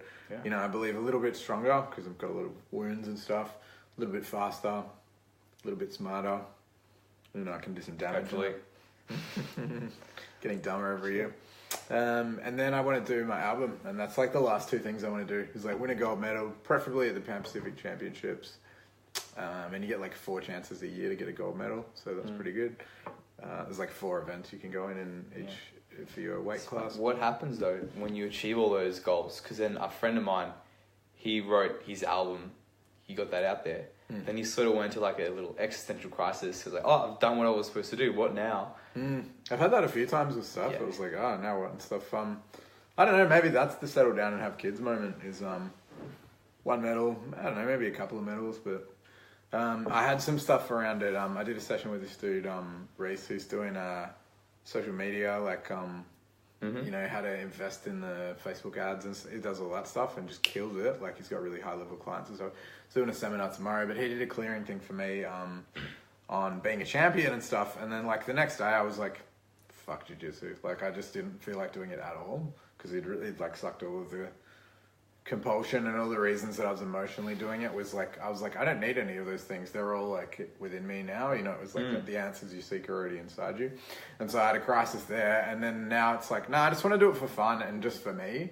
It's really different to like, I need to do it so people like respect me as a teacher and stuff. And I was like, people already respect me as a teacher, you know? Yeah, it's like just for fun, you know, just for fun. And same with the music, because like maybe once upon a time I was like, I need to express myself emotionally through the medium of music. And it's like, I express myself emotionally every day to as many people as fucking possible. I'm basically a woman. Sorry, that was a joke.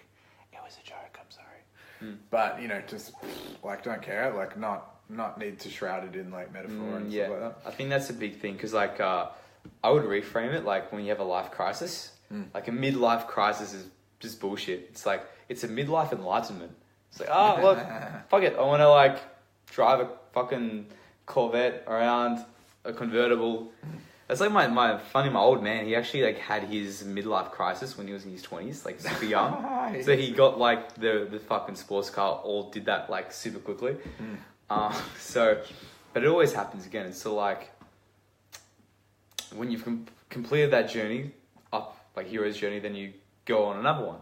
Yeah. And then I think that we were talking about all this fucking resistance you have, like, or like if it's like a breakup, or it's like quitting your job, going overseas, it's like all this pain, and you just gotta do it, and you'll be so much better for it. And then everyone else around you is gonna be super grateful, you know? Just grabbing other people's hero's journey and just implementing your life. And also finding the meaning and the reason why you're doing stuff. Like how you're saying, like, I just didn't want to do jiu-jitsu anymore. Like, yeah, we got to question why you do all this shit that you do. Like, do you have to? Yeah. What's the reason behind it? Well, is it an actual choice you're making? I feel like the reasons changed for that one. And, yeah. It's funny, like, when you strip everything back to nothing, and then it's like, oh, what do I actually want? What do I actually want to do? And who am I? What am I good at? What makes me feel good? What makes me feel alive? It's like from that simple level, and they reckon that's your purpose and stuff is, I think it was a Mark Manson article, I don't know, correct me if anyone knows that I'm wrong. Yeah, but he goes like, stop looking for your purpose, like it's been under your nose the whole time. What's the thing that you've always been good at? And like for you and me, it's like interpersonal skills and like analyzing how people work and getting to know them and like trying to fucking inflate them, you know? It's not like, how can I manipulate this person? It's like, how can I produce this person into the fucking God that I see from here? You know, it's I like think the best mindset to have with someone that you're involved with or friends with is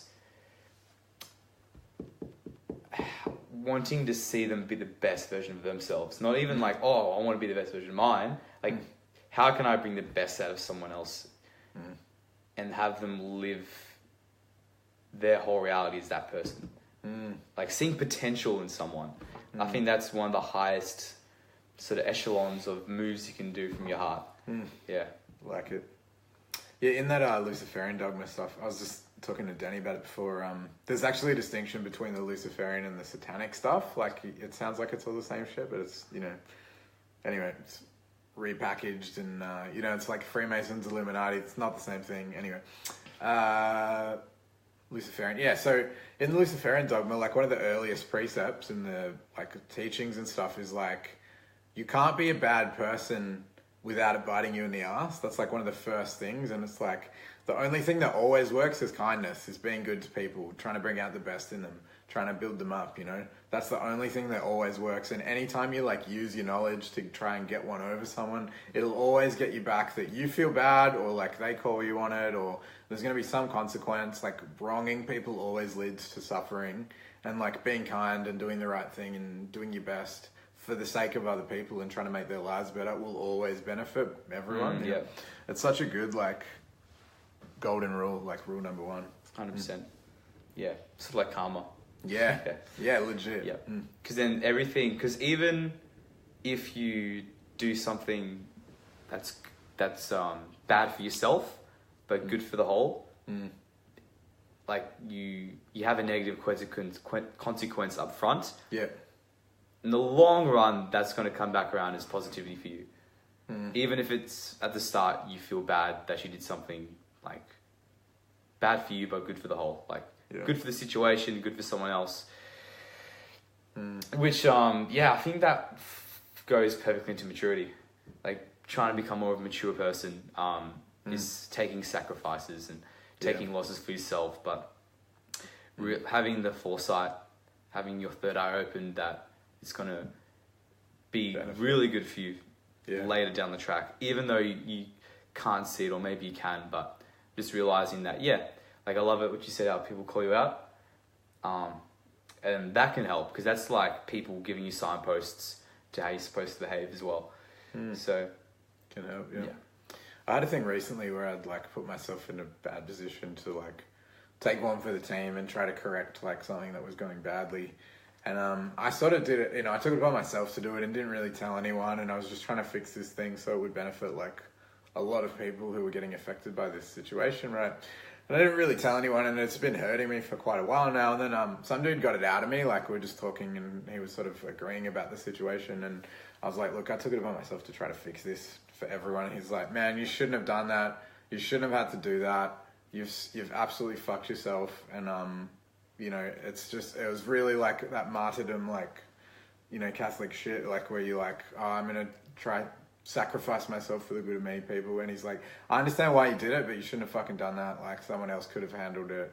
You shouldn't have taken that upon yourself and that. And I was like, nah, like, I'm tough. Like, I can take one for the team, you know. That's like why I decided to do it and stuff. And you know, you're saying like it'll benefit you eventually and that. It's like, you know, I got a little bit of respect from him for trying to help and stuff, but I feel like the benefit is my suffering being of value to others. You know, it's like, put your hand up before you put your hand out. You know, it's like that's the whole meaning of the, you know, Christ being hanged on the cross. It's like, that's the archetypal message that whole story is trying to teach humanity. Is like, like if you put yourself last, you'll be first. Like, because you're going to get the reward in the long run. Like, you're looking after everyone else. You're going to be, your soul is going to, you're going to feel good from that. Even though it's going to be tough and rough, there's going to be a deep inner dignity that you have about that action. I hope so. Yeah. It's just been painful, really. Yeah. Sorry to hear that. But take one for the team, I just think... it's a leadership quality as well. Yeah, and I mean, like, I look myself in the mirror and go, it's a dirty job, but someone's got to do it. And I think there's two kinds of alpha males as well. There's like the most insecure dude who's like, I have to be the loudest or I don't feel good. And like, if people start not giving them attention, they start like creating, you know, they'll be like, dude, like, give me attention. It's like, you know, that happens in a room full of guys or whatever. And you're like, hey man, just calm down. Like, you've been funny be me before. sometimes. Yeah. It's like, no, wait, do something funny, and then we'll all look at you again, you know. And then the other kind of leader's like, god damn it, all right, and like rolls up their sleeves, you know. It's like, it's a different thing, you know. There's different kind of alpha, anyways, like for the good of the team, or like what can I take from the team, and it's, you know, again, it's like the thing that benefits the most is like what is contributing and giving and kindness and altruism, like. Well, the guy who like rolls up his sleeves, that's sort of like the more mature alpha, like this, like the slow gorilla, right? Whereas like the guy is like trying to boost up the energy, like a more like conversational level, is more like the young wolf. It's like, yeah, this is gonna be good. Pump up, pump up, pump up. Yeah. So like different, like a group of people, what roles people fulfill, then like makes the whole thing float. Sure. Yeah. And I guess in a group of young wolves, it's like all about getting in state and stuff, you know. You gotta do some damage and stuff. Yeah. That's interesting because like, because then there's like some, obviously like everyone's been in a situation where a social circle just completely just fallen apart and just obliterated because like the social contract was just cursed through the middle. It's like, you know, people backstabbing each other, you know, people breaking up or whatever. Thankfully, I've never really been in a situation where like a social circle just ripped apart, like really catastrophically. But that's like, when you understand the group dynamics a lot more, it's going to be really like useful for you, and also like having like some versatile spirit to go and create another group elsewhere that's even stronger from the lessons. Yeah, does happen. Yeah, what's your thoughts on that? I've had it a bit in martial arts and stuff as well when yeah, Andrew's right. Yeah, I like that, the old bull, young bull. And you know, someone's taking too much from the group, and it's like, okay, well, we'll just like move the group over here, like, and it's, you know, you try to include people and you try to word them up in a way that they understand, you know, what we're talking about before, that represent it to themselves in their what do you call it? Something language or whatever. Relatable. Yeah. Relatable communication. Yeah, and it's like, okay, well, if this isn't working for the group, then yeah, you kind of have to reject someone who's decreasing the survival value of the others. Actually, Will Smith did a bit on that on Oprah. Like, he would have written something epic to... Yeah, he wrote something epic that suited Oprah's audience and stuff. And he's like...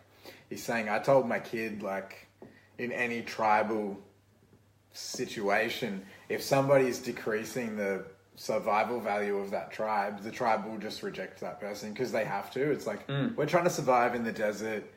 You're throwing sand in the water. Yeah. You can get fucked. Like, they can't help it. And as much as you love that person, it's like...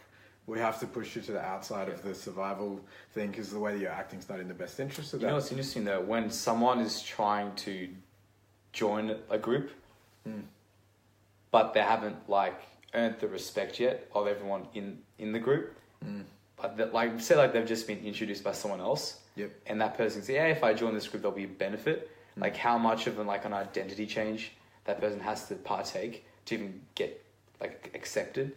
It's so hard to do. Sometimes you have to change your whole personality because like, fuck, these guys operating from down here, up here, I'm down here. I want to like get up there to get, because then usually like a social circle has like a body of experiences that person coming up just isn't a part of. So there's like a mass, that's like a hustle to like get to that stage where you are accepted and actually can add value. Yeah, legit. And that's when it comes back into yourself. Like, fuck, if I can like bring something new and different, then that's going to add to the survival value. That's going to like put myself in a better spot, and we can just have more good times. Gotta like but like learn the rules and then add value from fuck there. Yeah, it can be hard for some, but that's like a part of the fight. I think that's a massive transformational experience, and you're the 5 people you hang out with the most, like a Jim Rohn concept.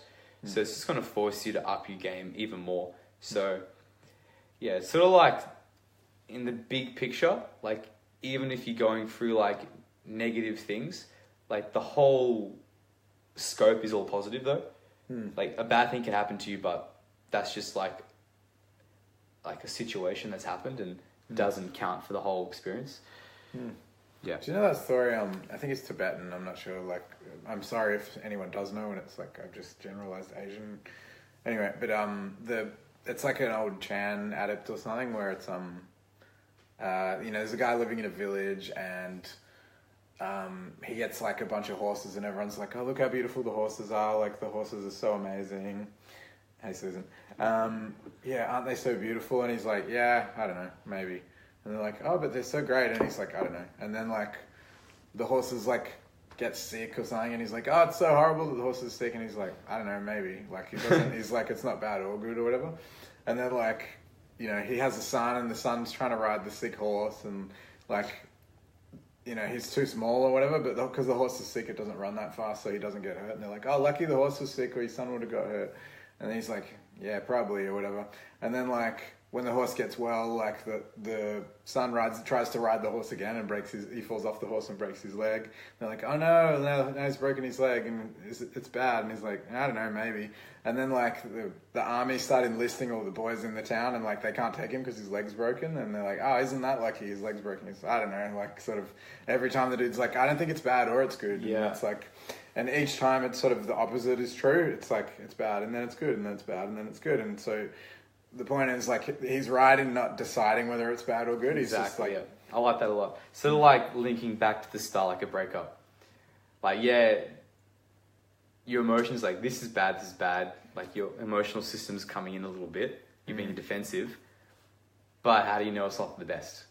And it's super hard for someone to see that like perspective if they're in the hell, if they're in the storm. Of course. They're not in the eye, they're like around. You know what I mean? Andrew would know. And then, you get through the storm and then you realize all these new things about yourself. You get all these new opportunities.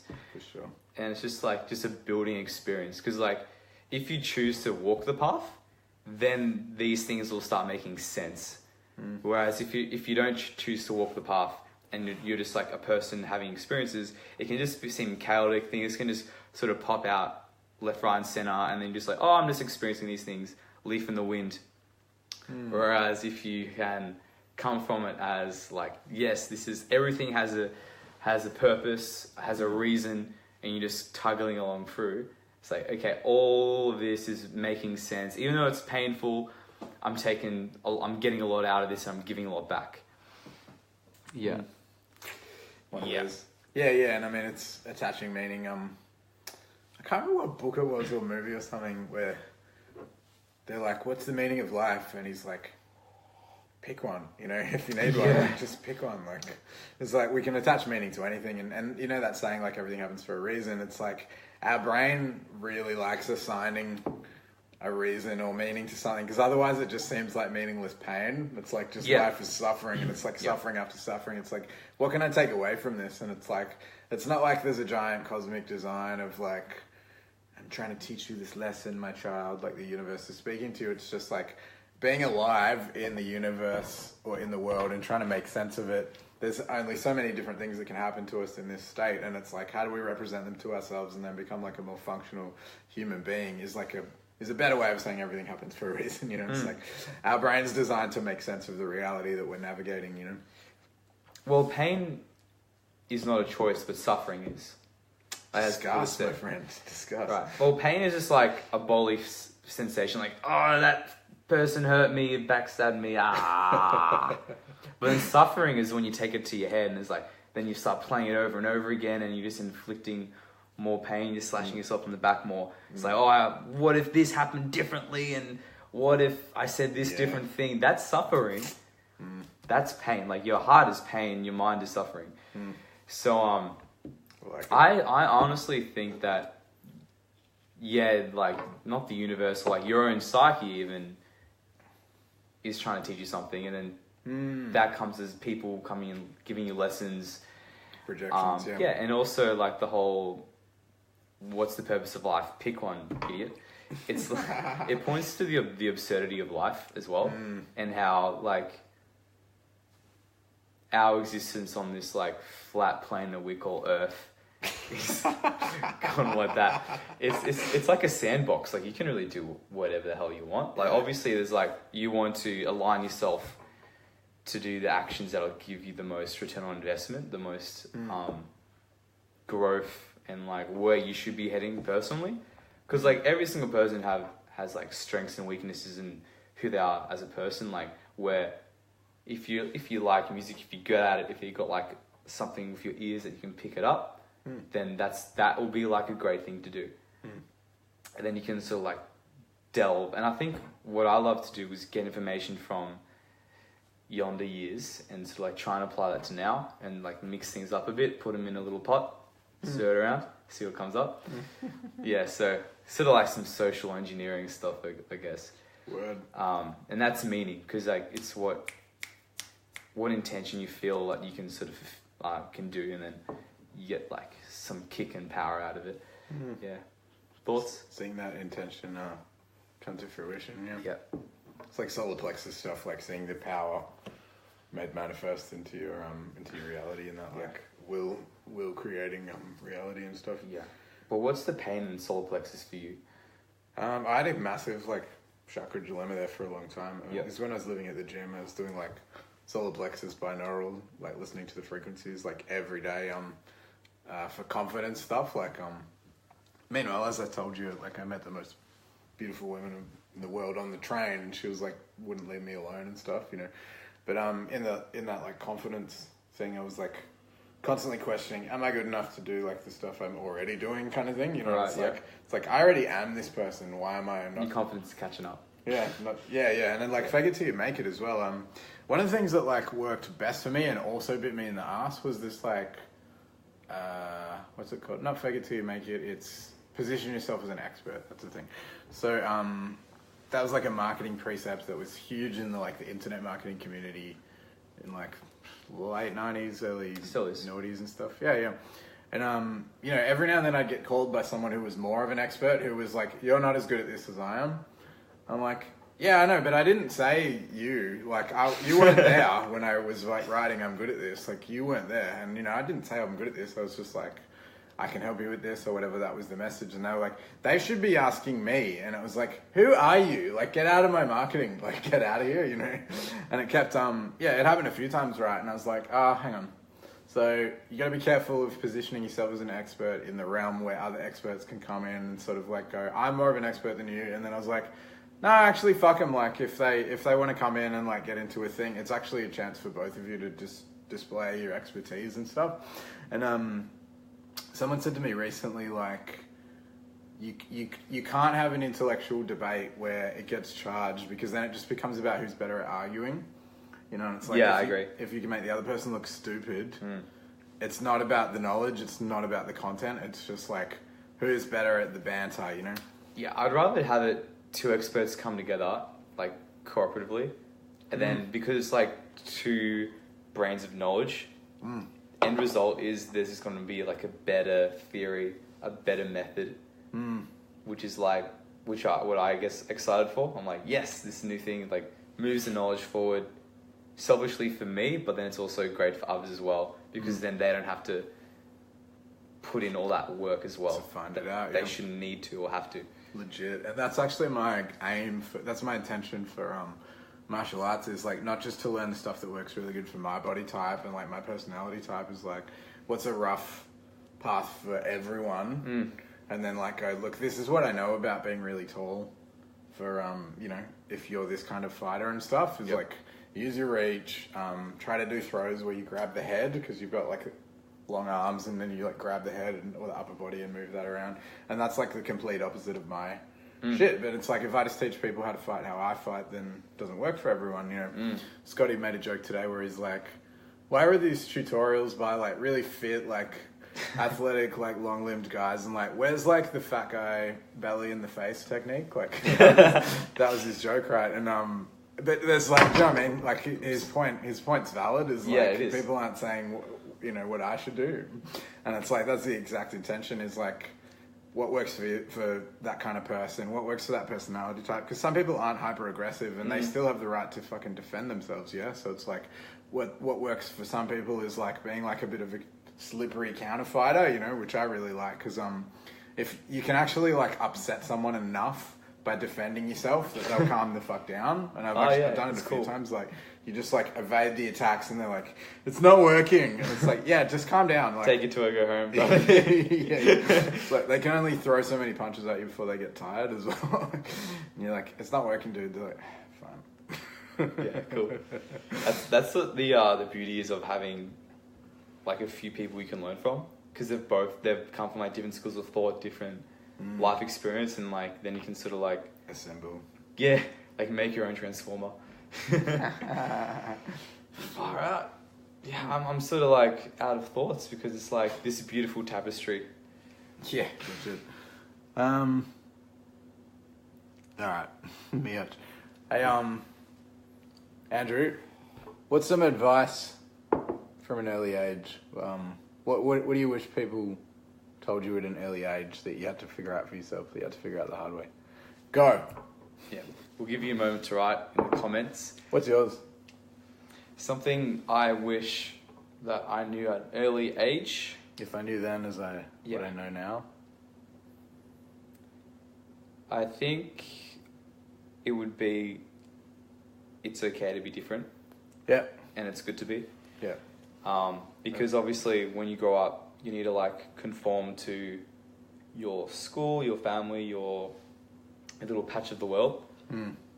But there's a bigger realm of experiences happening the more you move away and like discover and explore. So yeah, I think like, and connected to that is just owning 100% who you are. Legit. That was what I would have said in my one. Yeah. Alright, well, soz not soz. Yeah. We'll play on that. Like, where can you go? Just owning who you are. Yeah. Trying your hardest, then, I guess. Yeah, I wish I knew that. Besides, be who the fuck you are.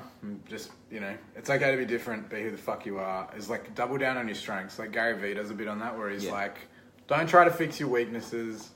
Yes, like plug the holes a little bit, but fucking double down on your strengths, because that's like what makes you cool already. And it's just like invest the time in that shit.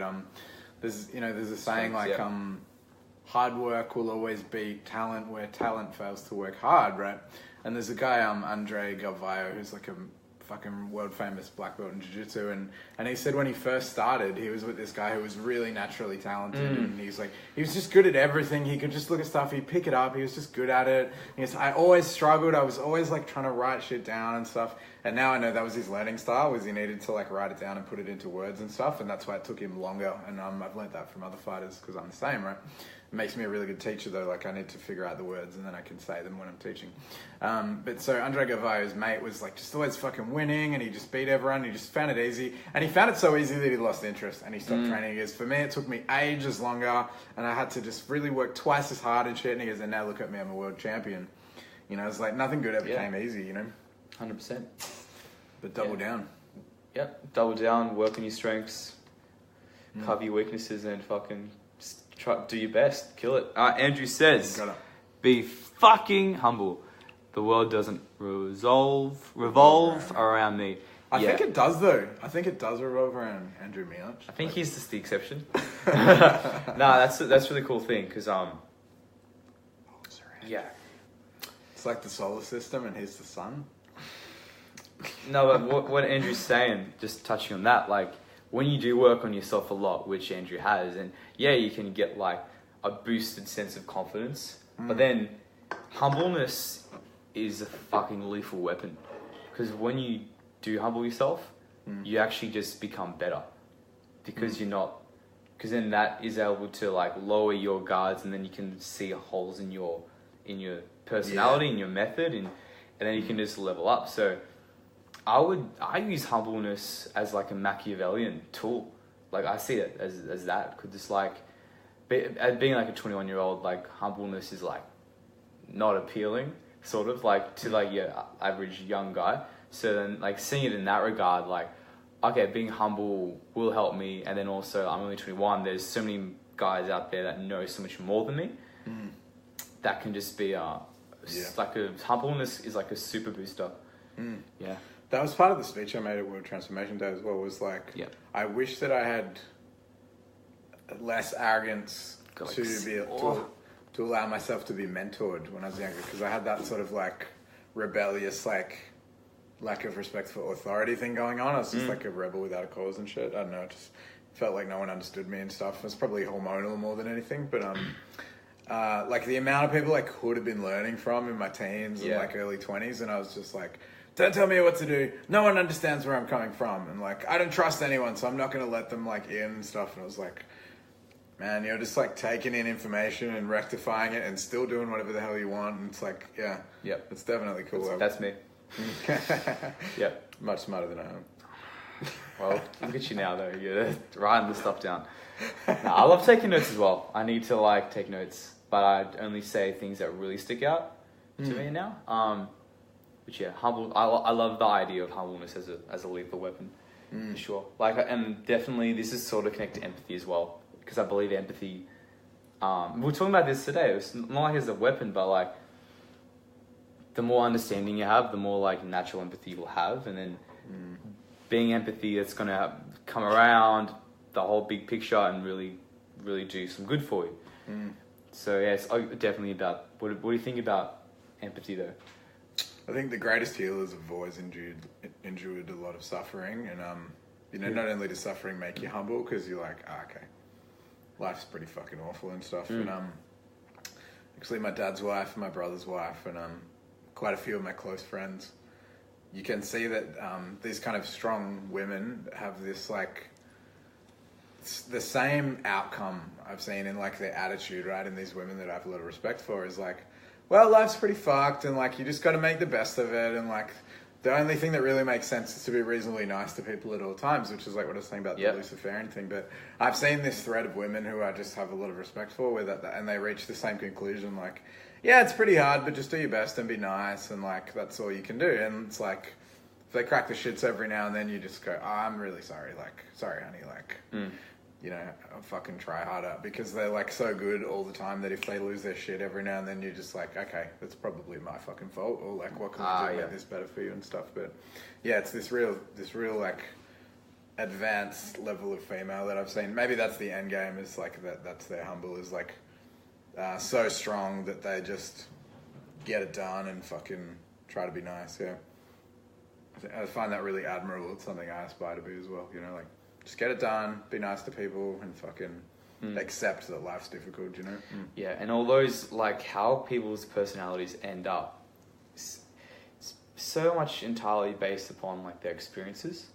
Like, sure, there's, like, nature versus nurture, but, like, the whole nurture thing is big, because that's, like, a continuous process, and then that's sort of, like, mixed in with the trauma that you got, and then as you are, as, like, your person that you're always going to be.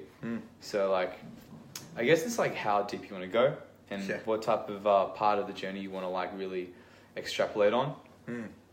So yeah. What do you think about, like, I think we should wrap it up, like nature versus nurture, because like that's like a weird debate that never dies. Yeah, and they're both totally a thing. Because I've been looking into this shit, nutrigenomics, right? And it's like nutrition and genes, right? So like people from different areas of the world, their bodies have adapted to the food that was available in that climate and stuff, so that's totally a thing. And you see that like some of my African friends, they're just like, no, I'd like pastry, like that's not a thing. That's like a white people thing, you know what I mean? Really? They're like, no, I can't stomach pastry and that. And I actually really don't like gluten and wheat and stuff either. And that's probably like my mum's side of the family and that. But that's totally a thing. And it's like, it's not only like race, it's also just fucking person to person blood type and stuff as well. Like, so there's a whole thing in like how we respond to the nutrition and that. So the nutritional advice that I give my clients and stuff is like, you got to try stuff and go, that makes me feel good. Like that's really that's the beginning of like, legit just testing it and stuff. And it's like, of course, all the fruit and vegetables, try all of them.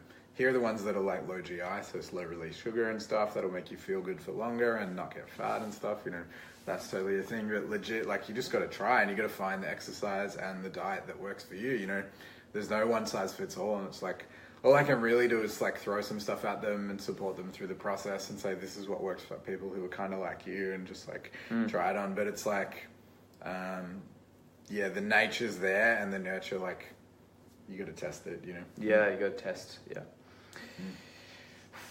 One of those. Same to say, peace, man. Well, geez, that was really cool, because I don't know, I had one point that I want to say, but as it always does, it just escapes me. It's supposed to come back, what's that called, insight learning or something, where if you leave it for a minute, it comes back. Like if you leave it and you stop trying to remember it, because you're going not retrieve, not retrieve, not retrieve, not retrieve, not retrieve, and then you forget to not retrieve it, and it's you. So yeah, it was something what Andrew said actually. It's goddamn rough. You know, ruffle some feathers. You know, like put out your opinion.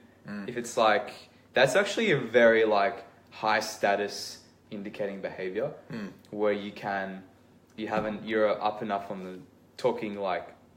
Biological imperative behavior stuff. If you're able to speak your mind and people agree with you, or some people disagree and they give you shit but you don't care, that's a really high like status, like high status behavior to be able to have. I remember like a friend of mine, he made like an Instagram post and he had like a weird face and he was like, wage gap, what the fuck? And then like so many women were like unsubscribed, and he was like, yeah, I don't care, like cool. And he still got like 380 likes for the photo. It's just like, whoa, like he can just say his opinion, pull it off, and people still adore him. Like that's obviously just gonna boost his SMV anyway. Legit. Which is like the sexual market value, which is like your whole body of a person, like how attractive you are. Taking into account everything, valuable, especially behavior, and like what you can do and can't do, and how that increases survival value in numbers and stuff. I think like honesty. That's the amazing thing about honesty. A distinguishing thing or a discernment in that being opinionated thing. What people seem to find not endearing about when people are opinionated is when it comes from a place of really spiteful self-righteousness. Sure. It's the vibe. It's negative. Yeah. And you know what you're saying about emotional intelligence and empathy is like when people have low intelligence in that area, emotional intelligence, they'll be like, oh, it's fucking bullshit, man. Fucking men just don't want me to be happy. Blah. And it's like, because it's got that nasty vibe to it, people just don't want to fucking hear it. And it's like, there might be truth to that. And like, if it's true, it's all about the how it's wrapped up. Yeah. So for instance, like someone's saying like, hey man, like you should like do this assignment, but they're like saying it in a really mean way, and you're like, well, they're logically right, but like fuck that person. They said it like in a condescending way or a rude way. It's just like not socially calibrated and just like leaves a sick feeling at the back of your throat. It's like, no thanks. So yeah, but if you're able to, it's like the gray area of all like social dynamics. If you're able to like say something of your truth, something that's, even if it's controversial, I love controversy, but you just say it like, just leaving it on the table, like, yeah, that's what I think, I don't care if you like it or not. Yeah. That's like the right grey area. There's no spite. It's just like, just saying it. Here's the thing, yeah. Yeah, and then that's just going to raise your status more. People are going to adore you for it, and then you're going to get haters, and then haters are just fans in disguise, and it's just like... I agree. It's just content. Yeah. So... I actually said to people in private messages and in comments and stuff, like, when they're like, blah, blah, blah, I'm like, you realize your hatred only makes me more famous. Like, it's only getting more like algorithm shit on my side. You know, like, and there's like no response to that. Just like, fuck, I'm feeding the machine. You know? Feeding the machine. Yeah. So every single like concept, be like truth, humbleness, empathy. There's always like a light and a dark side to it. Like how, like if you're, say for empathy, if you're like empathy to everything, but it's just like, but it's sort of just like the person can tell. You're just being empathetic to get the check, the tick in the empathy box. You're like, oh, I understand. I'm like, yeah, but do ya? Or don't ya? Like, what's up? So yeah, I guess like working with the gray areas, being like multi-dimensional in your communication, that's really like the secret sauce. And I think discerning between being so empathetic that you get the tick and being like, this is my opinion, blah. Like, I had a dude again, you know, it's fucking the old, age-old thing, like, why do girls like a dude who's an asshole? Like, this dude was saying so it today. So many reasons, yeah. Doing it today, and I was like, well, it's just fucking easier to, like, find security in it. It's like, instead of someone who's like, okay, yep, okay, and then the girl's like, fuck, well, I'm in charge, shit, well, I gotta make decisions now, like, he just fucking agrees with me no matter what I say, so it doesn't fucking matter what I say, because he just goes, yeah, okay. It's like, fuck, it's like there's no one there. There's no one like bouncing off, like giving you any energy. And then it's like, and I've got to look after you because you've got no sense of self. Like I've got to aim you in the right direction and shit. It's like, it's more work. But like at least a dude who's like, no, we're not fucking doing that. No. It's like, okay, cool. Now we've only got these options. So it just makes it easier to make a decision and stuff. Yeah. And I mean, to each their own. Like a lot of strong-willed women will not be told what to do at all. And it's like, good for you. And like a lot of guys are down for female-led relationships. Like that's totally a thing. And, you know, in gay relationships and stuff, someone's going to be a bit more dominant and someone's going to be a bit more like yin and like go with the flow and like be the color commentary and stuff like that. Like it's always going to sort of divide that way. But the fact that guys are still really fascinated by it, like why is that really assertive dominant guy more attractive than me who's like not really contributing anything? The thing is that guy wants to be assertive, but he can't because of, well, why is he annoyed at it? Why is he like frustrated at it? Do you think it's the self-concept though? It's like my identity is I'm this kind of person. Yeah. Because of his trauma, because of how his upbringing, his personal experiences. Like I can't be like what that. I respect is someone who has a like well, what I cannot respect is someone who has a good old victim mentality, because like it's like, oh, woe me. Yes, there's victors and perpetrators. If you're a victim, make yourself into someone that is a winner instead. Like who's losing but going for what he wants. That's an underdog, and everyone loves an underdog. That's like a very strong. That's like the hero's journey. Like you like the guy like from the little village. He's gonna go out and hunt, and he's gonna run into like this warlock dude. He's gonna like give him some like magical trinkets, and then he's gonna go fight the dragon, slay the dragon. Yep, and then bring back a cool like emerald gem or something. Like that's what we like. We like hero's journey. We like someone who takes initiative. And if you're being a victim, you're not taking initiative, and then you're just taking value. No one likes that. So that's what I like. The thing is, there's like a winning survival strategy in there because like I've come full circle with the victim thing, and it's like now I get it. There's like a bunch of payoffs to being sick, because then you get looked after. Yeah. If I'm the victim, I don't have to do stuff. Like I get to be lazy because like what's the point anyway? And everyone's like, oh, you're a fucking invalid, so we're just gonna spoil you. You know, like there's all these payoffs to like being a victim, right? And it's like they might have tried and failed other winning strategies as well. So it's like, no, this victim like vortex black hole thing gives I get all love and money, and I don't have to work, and I'm getting all this fucking attention and stuff. And it's like it's really hard to like reward the opposite behavior. Like after that, it's like, no, this is fucking working. I'm not gonna like do some other shit, you know? Yeah, which is fascinating. Like the real truth is that everyone is a victim and a perpetrator. But because of this like black and white mainstream media, like left versus right thinking, it's like you can only be one or the other. It's like totally like elementary thinking. Like you're both.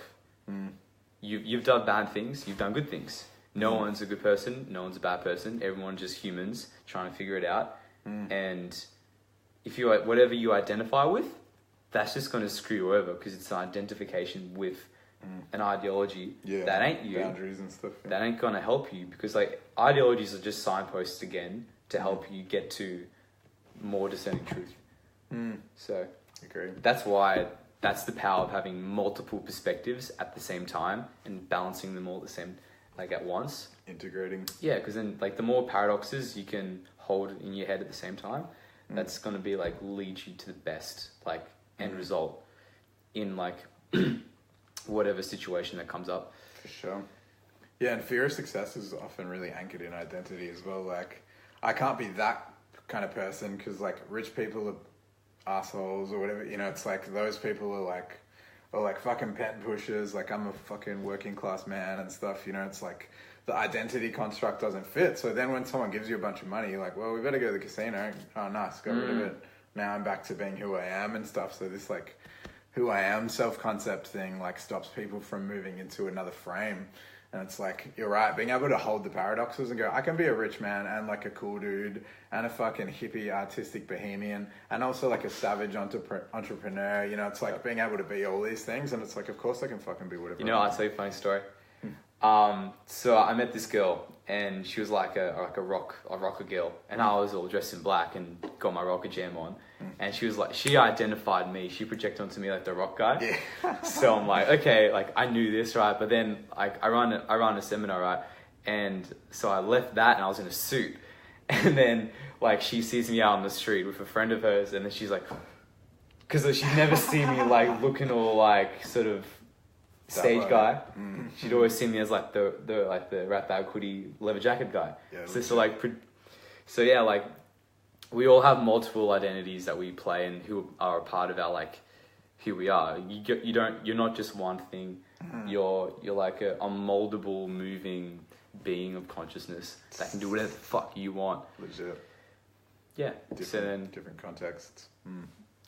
So yeah, that's what I have to say. So it's pretty cool because like I think the man who wins is the man who has the most available behaviors open. So like I can't fight, so I need to like learn martial arts, you know, like so then that opens my mind to more perspectives. I reckon you could talk your way out of anything though, which is like fighting without fighting is the ultimate martial art. Yeah. Talked myself out of a fight on a train, for God's sakes. We were going back from a concert. No, not all. Just me and my mate were just going back home on the train, and this guy, he was actually on cocaine or something, and we were sort of like, we talked to him for a bit because he started a conversation, but we like ignored him because we were like super tired. We just wanted to like sort of rest on the train. Then he like, the energy just drops. He's like, are you fucking ignoring me? Like, what the hell is going on? Like, really? You have something, you want to go? You want to go outside? And then I was just like leaning back, and I was like, all right, this is a situation. And I asked him, hey man, where'd you go tonight? Oh, you went to Yaya's, cool. And then just by chance, I'd actually had looked up Yaya's that night and like realized that there was like a concert playing of some like band's like last gig breakup. And I was like, wasn't it that band's breakup gig? Like, how was it? And it's like switched up. Like he's like, oh yeah, the band was great. It was awesome. And it was like, he was giving me high fives. And like, and then he was like, oh man, sorry about trying to like start something. Like, I didn't know. Because I displayed that I was in his in-group and that I knew what was going on. Affinity, yeah. Yeah, so like, you know, whenever there's like a war of faction fighting factions, because of differences. So if you can just like quickly make yourself relatable and just say, I'm actually a part of your crew. Like, you're not going to like beat up your brother. So in a bloody way. So then it's like, cool, he's one of me now. And then he had to like backpedal and apologize when he really, really wanted to actually fight me. Yeah, because he's like, you're ignoring me. Oh, you hate me. Fuck you guys. Yeah, it's like... Yeah, and that was his trauma coming up through his addiction to the drug that he was on. So that was like, seeing that whole perspective was like super interesting, super cool. And there was like some people on the train that were just like, just sort of resting and sleeping, and I was like, okay, like this has to be handled like super cunningly and well instead of like escalating the situation. Legit. Yeah. And I think I was talking to you about the tone scale in Scientology. I think it is the emotional tone scale. How like the anger level is like trying to stop things. It's like this, like stop. So anger is always like from a place of fear. And Alpha was saying on the last episode, her brother, like she'd like say something really clever and verbally vicious, and you know, women are very emotionally intelligent as well, like particularly anyway compared to us, that she'd know how to push his buttons, and like he didn't have the intellect to verbally defend himself, so he'd just be like, you know, like the kids, and she's like, he was like, I'm stronger than you, stop it, you know, like he could always go to that level, right? And that's probably the cause of a lot of domestic violence, is like men not knowing how to defend themselves verbally against like being emotionally attacked or whatever, and like emotional abuse like isn't against the law, but physical abuse is, so it's kind of, you're doomed to fail. What were you talking about again? I was telling my brother this, like, if you react emotionally, you've already lost. Like, just hold your frame, just like, just see it. See it as like outside your body, that you're like an entity looking in on this situation. So that's why whenever there's like some drama, I just start laughing. Like not like laughing to release the tension, but just like, this is a really funny situation. I can't believe this is happening right now.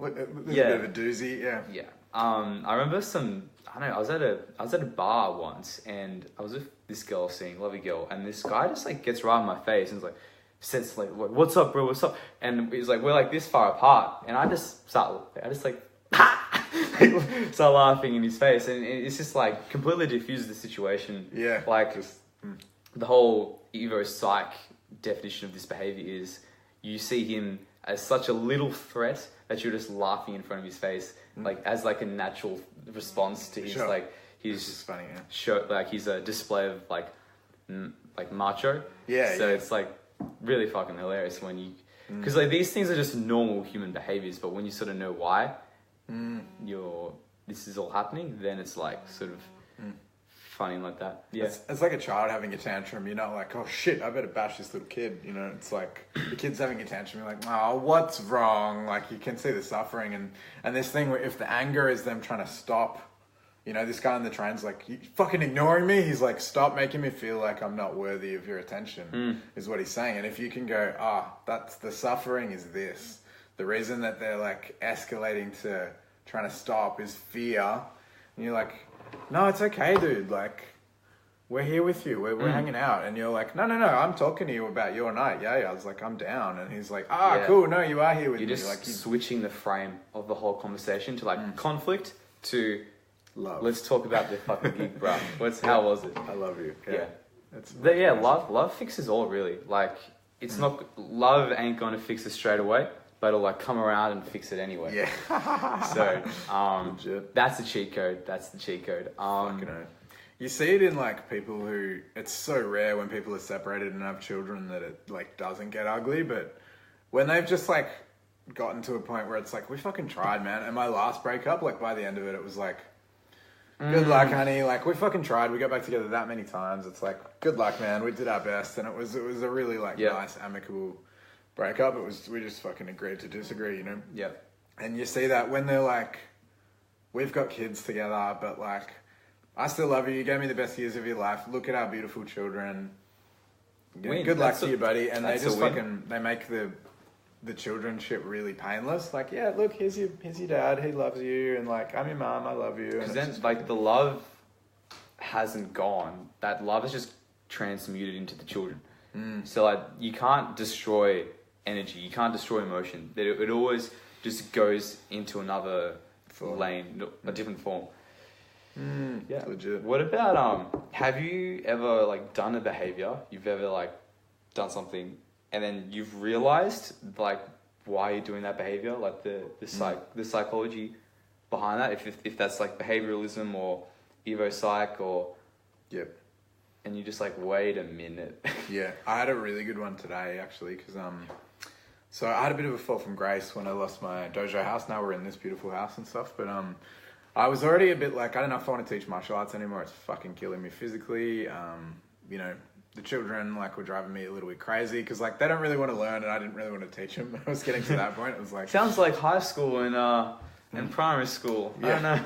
It's even college. What the hell's what's the trend here? I don't. Look, we didn't like being told what to do or learning the whole time anyway. All right, so So then I was a bit like, everything seems to have fallen apart again. And then like not having that chunk of money, like it's kind of my income halved. There was like the martial arts thing was gone, the personal training's still there, right? And clearing and stuff. But this whole wing of my business, this product had gone, right? And I was like, I've got a lot less money now. Hang on, I don't feel as good about myself. Oh, that's interesting. Like from being like kind of rich to like, I'm just getting by. That was a difference, right? It was a significant difference emotionally, right? And then I was like, hang on, all of this like scarcity stuff from when I was like broke, homeless, struggling because I was on drugs, and like every day you spend all of your money getting as many drugs as you can. Like the feelings that were there in those years were still kind of there. And I was like, okay, I thought I'd cleared and like worked on all this shit. But like, so I was able to do a bunch of like clearing around that because I hadn't done clearing since like I was worried about money, right? So I was like, all of these financial issues are still there. So I was able to like dig some of them up, right? And one of them that was really fucking interesting was I was like, when I'm like stressed and concentrating on money and business and like structuring it and controlling it and spreadsheets and like balance sheets and all this shit about the money, I'm not focusing on dread. So this like I don't want to have to do stuff. And it was like this control, this layer of control was like above, like if I do that, I don't have to feel like, and it's like the noise that a baby makes when it's uncomfortable. Like I found that really interesting, that it was like, I felt like making that noise, you know, like a grizzle when a kid's like, and you have to go, oh, do I need to change you, or are you hungry, or it's like that noise. Yeah, I get you. And it's like, yeah, it was a really interesting, like, yeah, what did you call it? Anyway. What do I call what it? you said. What I said, yeah. Yeah. The thing that I had with, like, I realized a behavior that I had straight away was eye contact. So, you know, you're having a conversation with someone, and then you might get a little bit, like, defensive, or like what you said was like, oh, did I really say that? And you just like sort of look away, like sort of like a like saving face. And I realized it straight away, like as I looked away, and I was like, wait a minute, I didn't even consciously choose to look away. That was like an instinctual like survival sort of like little thing I did. Yeah. So then I just like, look right into the eyes, like fix that behavior, because that's not a behavior I want to have. That's not what I want to demonstrate. So I'm like, change it up. And then obviously then just better things start to happen, because you're like hitting a higher skill set of behavior that opens up, and that gives you more opportunities, and then keeps them going. Conscious behavior. And yeah, my jiu-jitsu coach from Gracie Bird, he's really big on like positive reinforcement, because he's a psych dude as well. Cool. And we're really into teaching and how to get the best out of especially kids and stuff. It's like, you can't punish them at all, or they're just like, you're not on my team and now I'm going to act out. Like, so you have to really just reward. Sounds like primary school again. Oh, it's legit. And to the point where like you put them in the position, like you do it, put their legs, put their arms, and then go, good. And they're like, yay. And they didn't do it, but they're just like, sick. And they get to feel it. And then, so they associate how it feels to be in that position with yay. And it's, you just keep repeating that, like, yay. Yay. And it's really like the only way that people really want to learn is with positive reinforcement. Because like whenever you're like, can you not do that thing? Because I hate you and you're a dickhead is what it sounds like. Yeah. It's like, you're just fucking judging me. Like I didn't mean to. And like, you know, me telling that girl not to leave a mess in my house. Yeah. Like she's just like, he hates me, but we have to get married. He doesn't want to marry me. You know, it turned into all this other shit in her head that was like, the expectations come rushing in. Yeah, and none of it was like, I'm not going to put my clothes on the floor. None of that was about the clothes. It was just like, he hates me, and like didn't learn from it. I love how the emotional body always jumps to the most serious thing possible. Yeah. To protect, but you know, security. That's the rite of passage in today's society for men, is to like go into that, fix it all up. Then you're like, then you become like something else. But yeah, I think that's a good way to wrap it up. We went full circle. Legit. Yeah. Like Body Language. So Facebook, it's Archangel Body Language, but just search Body Language. There's like a picture of the Epic Salads book. The Normal People's Playbook. If it's not in the corner there with the thumb, it will be tomorrow. Click on that. You get more like gold from me and my homies every week. Yeah. Thank you, Daniel Murphy. Well, I'm from Transformation Tribe, which is an underground seminar for men's self-development. So yeah, should hear more about that in the future. Like, yeah. Anyway, that's what I do. So can we search Transformation Tribe on Facey? Yeah, there should be a page, but it's secret underground stuff. But yeah, it'll be coming out more in the future. Yeah, could be good. God bless and Goddess bless. Peace. What?